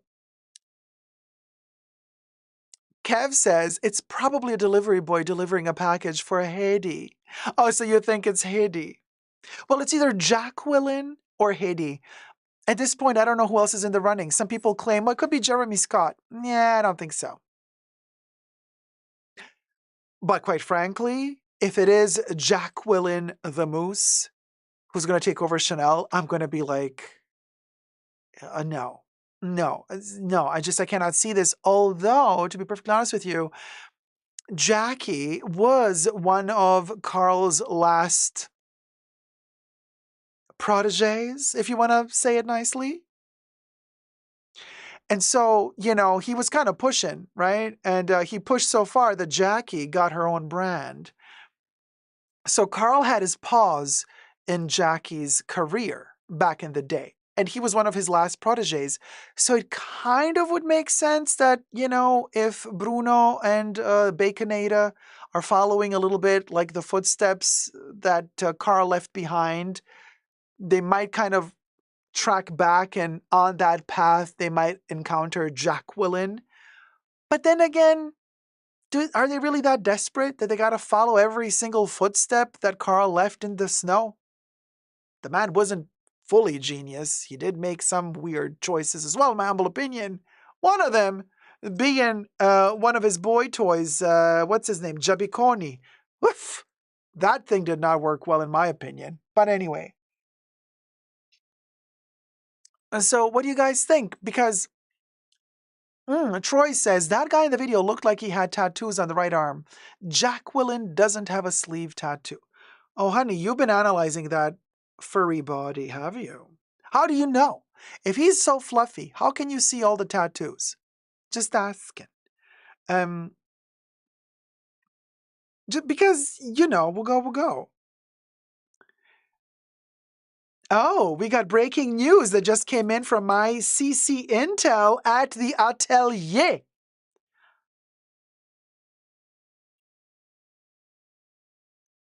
Oh my God, you guys, is this true? I have to say allegedly, but if this is true, this is insane. So my intel from Chanel is just telling me that allegedly all of the atelier staff has quit at Chanel. So they're going to need to build a new atelier team from scratch.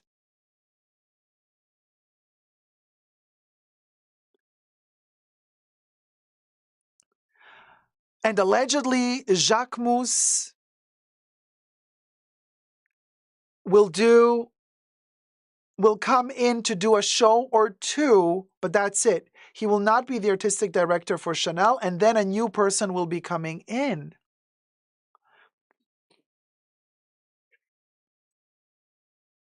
So who's going to be... If Jacques Mousse is the AD, he will only be the face of the collection. It's going to be a group effort. They're going to have to build the atelier from scratch. But will he accept to be kind of a rebounds thing, like, the boyfriend in between serious engagements? Will he accept to be that person? Oh my God, hold on a second. Whoa. Wait. Guys. I just got in another piece of news. Breaking news. So Jacques Mousse is not the new artistic director of Chanel.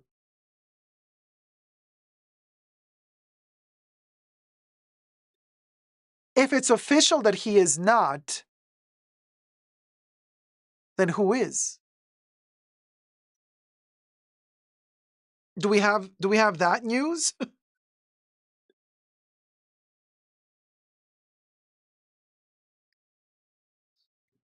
Oh my God, hyperventilation. I can't. Jackie says, wow, how horrible is that working environment? Toxic might be an understatement. Heaven is like, thank goodness. Naked Eye says, the moose is gone loose.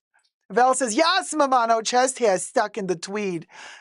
Honey, could you imagine all those poor workers having to work with the human rug? Every time they go to work, they come back home in that evening, and they have to pull all the hairs that are stuck between the teeth. Oh, getting too close to...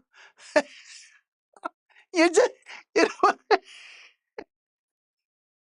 We'll go.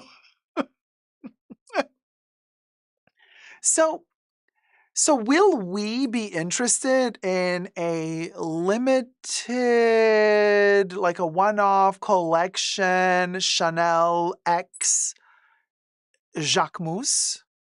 Would we be interested in something like that?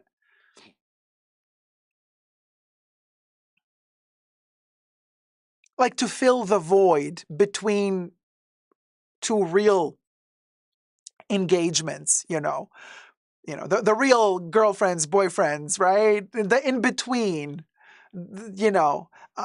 Really, do we want a collection by, like, a little collab capsule collection by Jacqueline the Moose? I don't want it. How about you? But let me know. Let me know your thoughts and prayers down below. And as always, if you have any news to spill and any intel to share, I'm all ears and eyes and every other orifice, darling.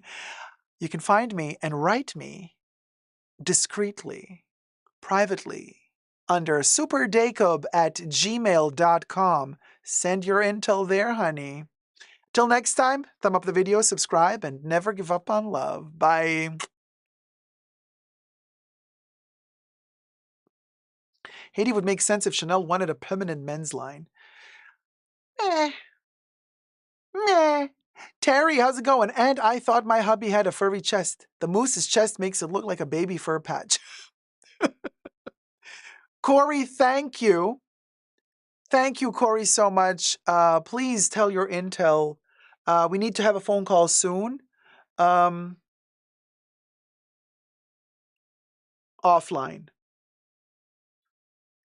Offline. Offline. Offline, not online. First offline. Yeah, phone call with your intel offline. Yeah. Yeah. Tyler J says, leave it to the creative studio. Oh, and I want to share with you the useless object of the day. I do have a useless object of the day that I got a while ago that I really have no use for, other than it reminds me of art. Okay, pop art, very Andy Warhol. But I want to share with you the useless object of the day. Okay, okay. I got this from the Kid Robot, okay, collection, the Andy Warhol plush series. This is so me. The most useful. It's a sponge covered in this printed Brillo soap pads. Okay, very Andy Warhol, right? Because he used to do these like painted on stuff, and also as objects, he would pile them up together with Campbell's soup. But collectible objects, the Andy Warhol plush series, and of course they want you to collect them all. And there you go. Talk about, So anyway, this is literally my useless object of the day. It does have a little embroidered, stitched logo here at the bottom that says Andy Warhol X Kid Robot. I wonder if Chanel is going to do Chanel X Jacqueline the Moose. Oh, well, I'm always down for a little pop art moment, whether it be memorabilia or the OG stuff, Corey says, Melly is ready and willing. Check out email one more time, though. You switched topics before I could finish our thoughts. I'm translating for Melissa. Oh, she's deaf, so yeah, translate. Oh, okay. Hey, hold on. Hold on.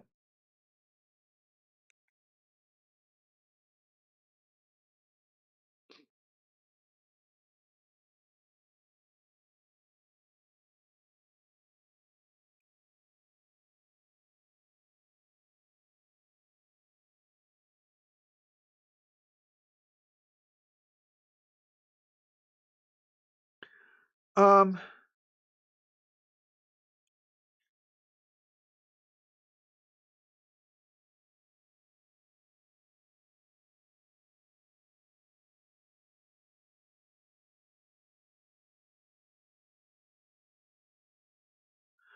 huh. Uh,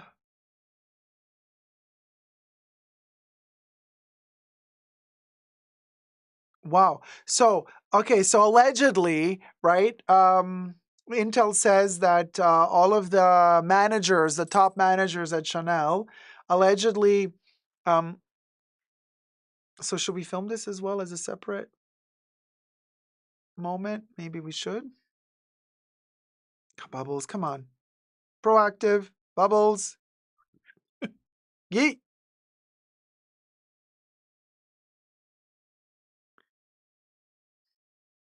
No. Bubbles. Oh. And we have another piece of intel here that just arrived. So allegedly, the managers up above at Chanel are telling or have told the entire atelier, some of these people have been working for Coco herself, that their work is atrocious, allegedly, right? And that they are a shame to the design house. These are skills and techniques that are not taught in school. I'm reading from my intel, that are not taught in school anymore. An artistic director can only do so much, but the specialty work will be gone.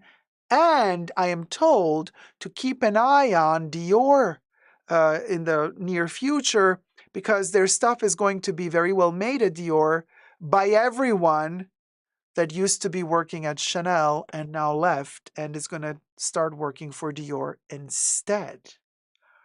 Allegedly. Does that mean we're going to go shop at Dior? Or are we just going to forget the fact that the Italian courts have sequestered all the paperwork and are going to be managing Dior, like Guardia di Finanza, because of their employment of external production companies who are utilizing sweatshops and underpaying their workers? Does that mean that Dior is forgiven? Dior, who is owned by LVMH, by the way, is LVMH forgiven? One doth wonder. MMM says, Chanel for Dior, kinda here for it, says MMM. You be the judge. I'm just delivering all the tea. That's all I do. Don't shoot the messenger. We can stop there. So there you go. Dior has the worst headlines and never for their runway, says Coffee on Citel. Right?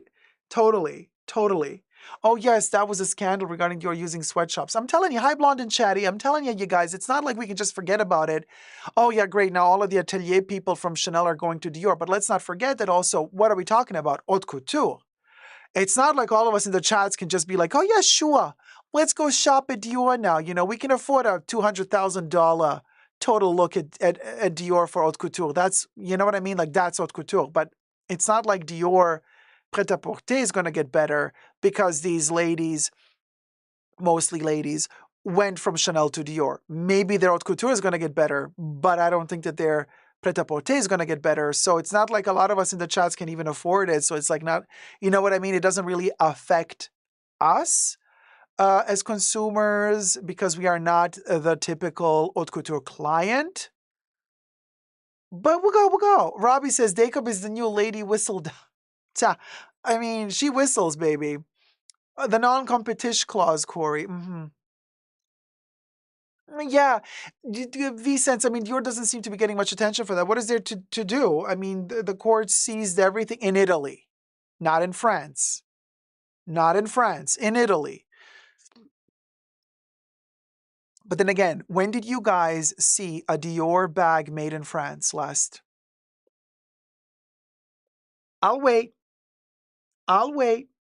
When did you see a made in France Dior bag last time? Because that's what I'm saying. Every single Dior bag that I have seen in the past years, made in Italy, made in Italy, made in Italy. Like, when did we see made in France? So technically, who are you going to block in France from producing in sweatshops if they're not producing their bags at all in France, if they're producing most of them in Italy to begin with? Well, Blue Bannisters, that's a whole other can of worms. Like, do we still want Kim Jones at the helm of Dior for men? I never cared for him. I never cared for him at Fendi. I never cared for him at Dior. Like, to me, he's Mr. Peanuts. That's what he is. That he's going to remain to me the sad peanut man. That's that. So, you know, but But then again, like, who do you want at Dior? Yeah, sure, we want Galliano back at Dior, but I mean, he's doing great stuff at Margiela at the moment. Let a guy do his stuff. And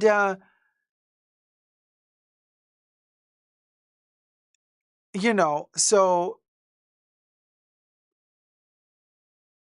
how is that managing the atelier and the brand by treating the specialists like they are not worthy of Coco's legacy? The nerve, right, Patricia? I mean, if these news are true, it's really, really sad and very debilitating. Quite frankly, we were talking about it's the end of luxury. Oh, fashion is dead. I'm like, yeah, okay, but look, we could debate. We could say, well, no, because technically there's a lot of good stuff still happening. I'm like, yeah, okay, but then you hear like gossip like this or maybe facts. We don't know. You need specific type of receipts to be able to say facts. Up until that moment, we have to say allegedly. And all your appendages just fall off from the desperation because you just think to yourself, okay, well then what's left? How are we even gonna? Yeah, okay, we could live in the past. You could say, yeah, it's only pre-loved from now on. Okay, so but where's the zhuzh? Where's the energy? Where's that effervescence? Where's that looking forward to the next collection vibe? I haven't had that in a long time, that I'm like super excited. Oh my gosh, the new collection is coming out. Like the show is coming up. Yeah, I had that for Chanel just because of, I always had it for Chanel. But like I used to have that excitement for every brand out there. Now I have people sending me DMs or messages, emails or whatever have you, saying like, oh, Dacob, did you see the latest Gucci collection? Did you see the latest Dior collection? Did you see the latest YSL or Saint Laurent collection? And I'm like, no. Oh, yeah, right. I forgot. Yeah, that came out. Yeah, I guess I got to give it a look. It's not compelling to me. It's not calling my name anymore. I'm not proactively anymore looking for these things. I'm just not. And it's been a while now. I do it for the channel. Of course, I have to do my research. Sooner or later, I keep up with these brands and their shenanigans. I look at what they do because I need to keep up and I need to know. But I'm not looking at it because I'm authentically interested to know what they're doing. I'm looking at it because I have to for my job. It's more like when I think, oh God, another fashion week is coming. That's what I think, oh God, not another fashion week. I don't sit there thinking, oh yay, how fun. There's another fashion week coming. I'm mostly thinking, oh no, I have to deal with this shit again, like, because it's not exciting anymore, really. Not really. Oh, V-Sense, really? Bottega discontinued all the fragrances? I didn't know that. No, I didn't know that. Maybe they're switching distribution from like one distributor to the other. I don't know. I don't know why they would do that. I don't know. Blue Egyptian Lotus is like, I only watch Chanel shows. Yeah. Well, Vivienne Westwood as well, but now a little bit less exciting since she's no longer there. Yes, I still watch them. Of course, Andreas Kronthaler is still keeping the spirit of Vivienne alive, but it's like it's no longer Vivienne though. Stephen, yes, I have not smelled the new Fendi fragrances. I have seen like pictures and the whole promo for the new Fendi fragrances, but I have not smelled them. Kev, the state of affairs is so sad, right? Emotion Engine says these fashion conglomerates have killed the joy of fashion. All these collections and capsules, it's oversaturated. And they have slowed down a little bit with the capsules, but I think it's too late. I think it's too late because, they've burned themselves. Literally. Alex says, also it's because you don't kiss up to all those brands. You are not afraid to criticize. But it's, Alex, it's not even about that anymore. Criticizing or not criticizing, it's just not interesting to me. I can, I'm very glad to spend an entire day reminiscing, looking into catalogs. There was a time in the past when I would gladly invest a day or two going from boutique to boutique, asking them if they had a catalog for me. It was exciting stuff, I tell ya. Exciting stuff to get the literature. The literature. Okay? The literature from these brands. To go in, it was exciting to get a catalog. half a catalog, whatever they would give you, those little printed things, right? Super exciting. I would collect them. Now I'm like, now sometimes if I enter for whatever reason by accident some of these stores, they're like, would you like a catalog? I'm like, oh no, thank you. Thank you. It's all good. I can look the collection up online. Let's not waste paper. You always find a good excuse. You understand.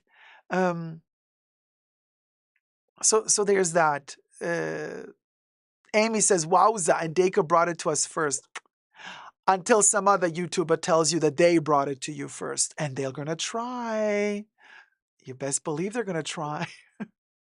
So there you go. Kimmy Cakes is gunning for Chanel, maybe even Kylie Jenner for Chanel. Cha. I mean, I don't know, But anyway, Naked Eye says, I've always looked forward to Chanel's show, but not anymore. Looking forward to Chanel shows, of course, now we're looking forward to the next Chanel show. But you know why? Because if they do not announce who the artistic director is, we're looking forward to the next show to see if at the end of the next show, the new artistic director is going to come out at the end of the show. Or if there's no new artistic director, we're looking forward to the next show just to see if their internal collective design team is going to design the collection. So we're just looking forward to see how is that going to look like.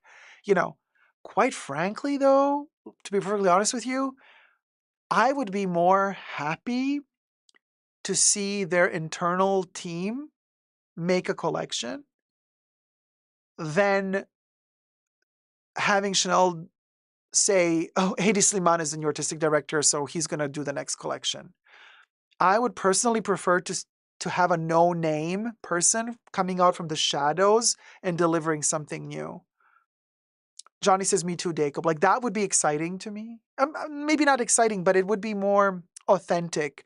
It would make me look forward to seeing what's coming up, right? But if they say tomorrow, Hedi Slimane is the new artistic director of Chanel, he's going to do the next collection. Okay, then I'm going to be like, oh, okay, great. So we're going to see heroin chic for the next Chanel collection. It's going to be a lot of black and white. Everything is going to be super skinny silhouettes. There's not going to be any diversity. It's all stuff we've already seen him do at Dior. It's already stuff we've seen him do at Saint Laurent. It's already stuff we've seen him do at Celine. That's my thoughts are going to, but he's just going to do more tweed. Okay. He's going to do more camellias. Okay. Like if they announce Hedi Slimane as the new AD of Chanel, that's what I would be thinking. I would be thinking, yeah, okay, whatever, great. Another round of musical fashion chairs. He's going to be doing his skinny legend, heroin chic vibes, whatever. But if they take a no-name out of the shadows and they say, look, we got our team, we're going to do it. They're going to do the collection. I'm going to be like, okay, no, because these people are hungry and they also have something to prove, right? They want to prove themselves, right? They're hungry. So I'm going to be like, this is interesting. I want to see how they're going to fight to come up with something new that stays with us. Yes, for sure, they're going to have pressure from upper management to sell. So they're probably going to get pressure from upper management to keep it safe. You know what I mean? Like, don't go overboard with the crazy designs because we still have to sell to our boring nouveau riche that have no taste whatsoever anyway. So I get it. They're not going to have the full-on freedom that a big egotistical, famous designer would have, because you have to consider this. If you are a very, very famous designer and Chanel asks you to come to work for them, you're not just going to bow to them and say, thank you so much, master. No, what you're going to say to them is, I'm interested, but I have my conditions as well. If you are a famous designer, you're going to have your conditions as well. But if you're a nobody, you don't have the right to pose any conditions. You see what I'm saying? You have a lot of hunger to prove yourself, but the powers that be are going to tell you how it's going to be, because you still do not have the power to speak back. So it's an interesting situation where if you're not famous and they take you under their wing and they let you, design a collection, yes, they will guide you and let you know what they want, But if you're clever, you will find a way underneath those restrictions that they give you. You will still find a way to put your, signature on it. And if you are a genius, it will shine through. It will. It will. Let me scroll up just a second. Julio Berlanga says, look for the Chanel store in the Maps app, and it is very similar to what you see in the TikTok video. Well, but Julio, I mean, in France, especially in Paris, most of those buildings that are restructured, because they all look the same, really. Especially in Paris, there's not a lot of difference. All that, the bourgeoisie, the decadence, they all kind of look the same, So, doesn't tell us much, really. Yeah. There you go. Nay says, Gucci gave me a hardbound book when I was younger. I cherished it.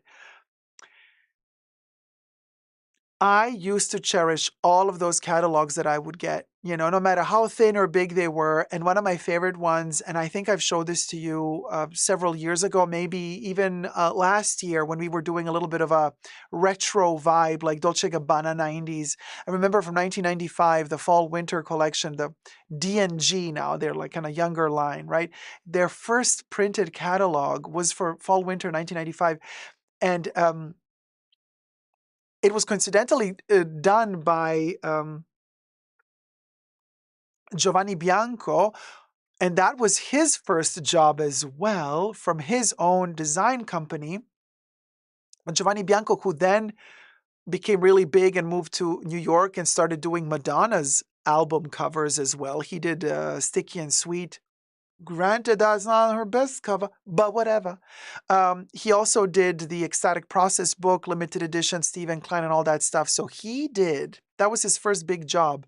He did the D&G catalog, Fall Winter 1995. It's an art piece, okay? It is a sponge. The cover is a sponge, and inside is a poem. It's a poetry book. It's a collection of poems about the future of fashion. It's a collection of poems about traveling into space, into the future, different galaxies and different planets, and how they live, their lifestyle, their cultures. And all of this, while these poems are showcased between photos of the said fall-winter 1995 male/female D&G collection, where the models are wearing space-age designs.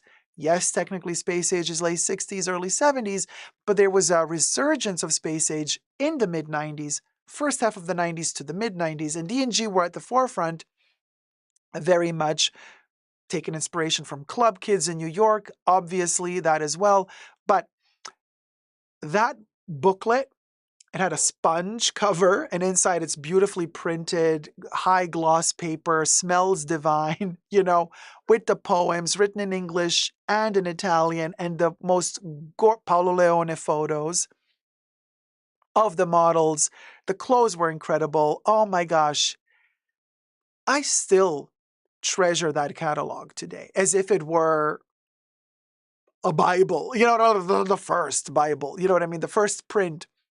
And but then you give me a catalog today from these brands, and I'm like, yeah, I don't even want it.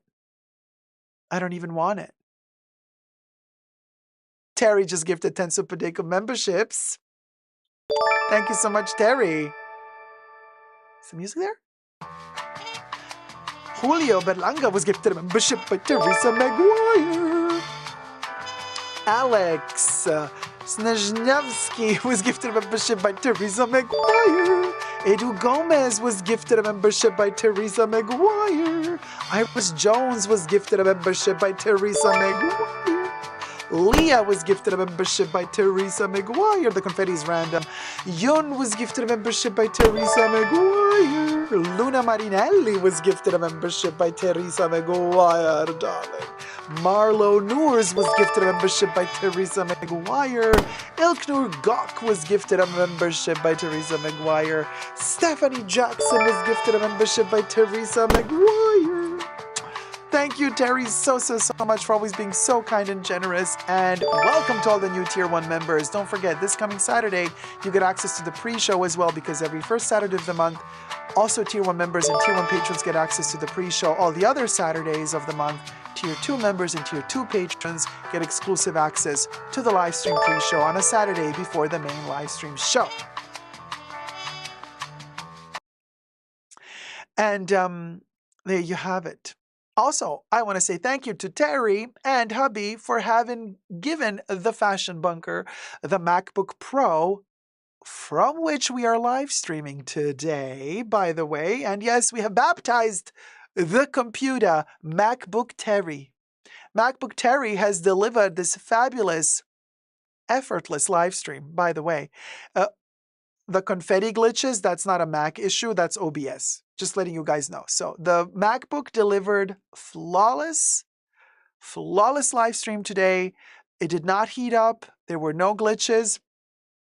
No frames were dropped. So thank you, Terry, so much. And I hope you've enjoyed this live stream. So I want to also say thank you to the mods for keeping us safe today. Hit it, Bubbles.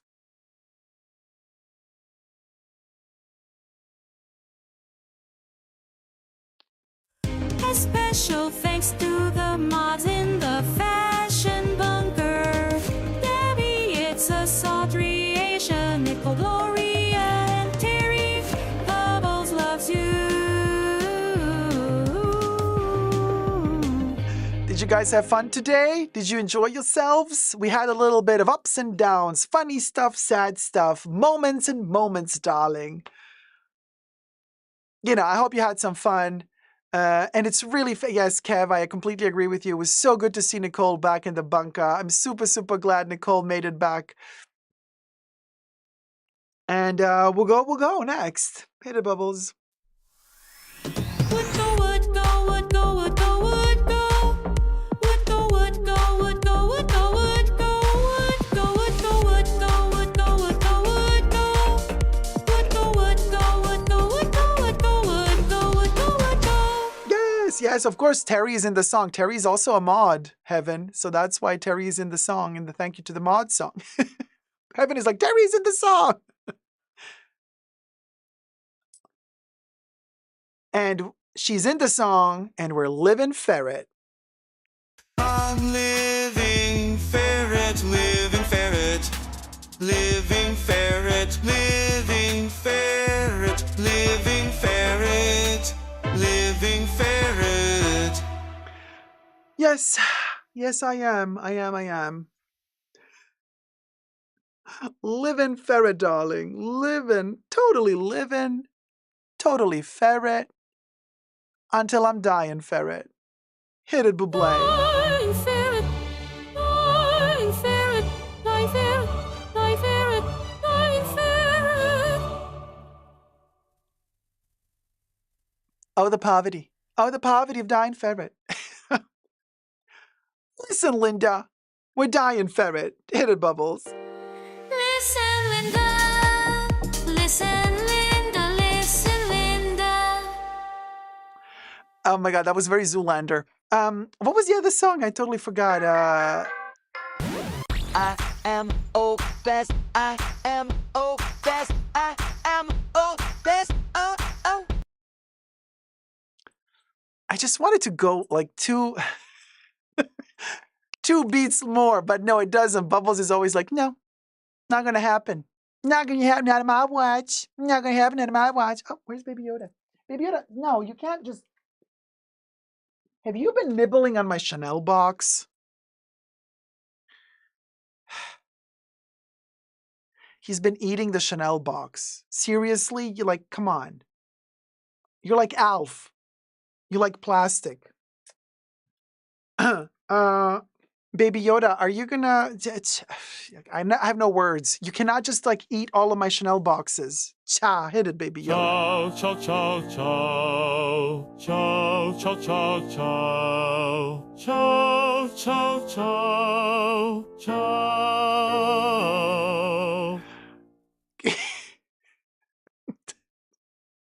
Such a Muppet show. Could you imagine when we one day do these live streams in an actual theater and Baby Yoda comes on stage and we have Baby Yoda really singing cha cha cha cha? Like, we're all going to freak the F out.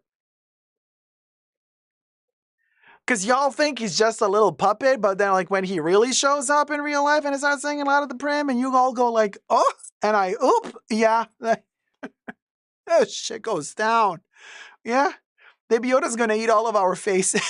Kev, I love how you kind of turn it into a horror movie scenario. But yeah, technically, I mean, he's, you know, and also you might be like looking for your stuff. Like, where's the popcorn you bought for the show, whatever, it's all going to go missing. And you're going to go like, where's the food? And Baby Yoda sitting on stage like a little Jabba the Hutt being like, bleh, burping. Like, yeah, there you go. That's where your popcorn went. Now you know. Now you know. Oh, copyright because of Star Wars is not. You can't do Baby Yoda because of Star Disney. You know Disney. You know Disney. Do not be messing with nobody. Disney's going to be coming for that coin. Yeah. Baby Yoda is the director of the Fashion Bunkers is Blood and Chatty. Thank you so much, sweet Dacob, for a wonderful show. Oh, Indrani, my love. Thank you so much. I can't wait to see this live. I have to learn what will go means first. Coffee on Zitel, honey. We actually filmed once what will go means, but we didn't post that video because, like, who would watch it? But there is an explanation. It's a very long, but trust you me, will go is here to stay. Okay, and the best is here to stay too. I wonder how we're gonna make it stay. Oh, let's leave you on a cliffhanger. See you all on Saturday. Pre-show for Tier 1 and Tier 2 members, as well as Tier 1 and Tier 2 patrons, coming up this Saturday, and then main show right after that. We got a lot to talk about. The all-seeing eye. Let's do a Illuminati moment. Love you loads, guys. Never give up on love. See you soon. Have a wonderful rest of your week. Bye.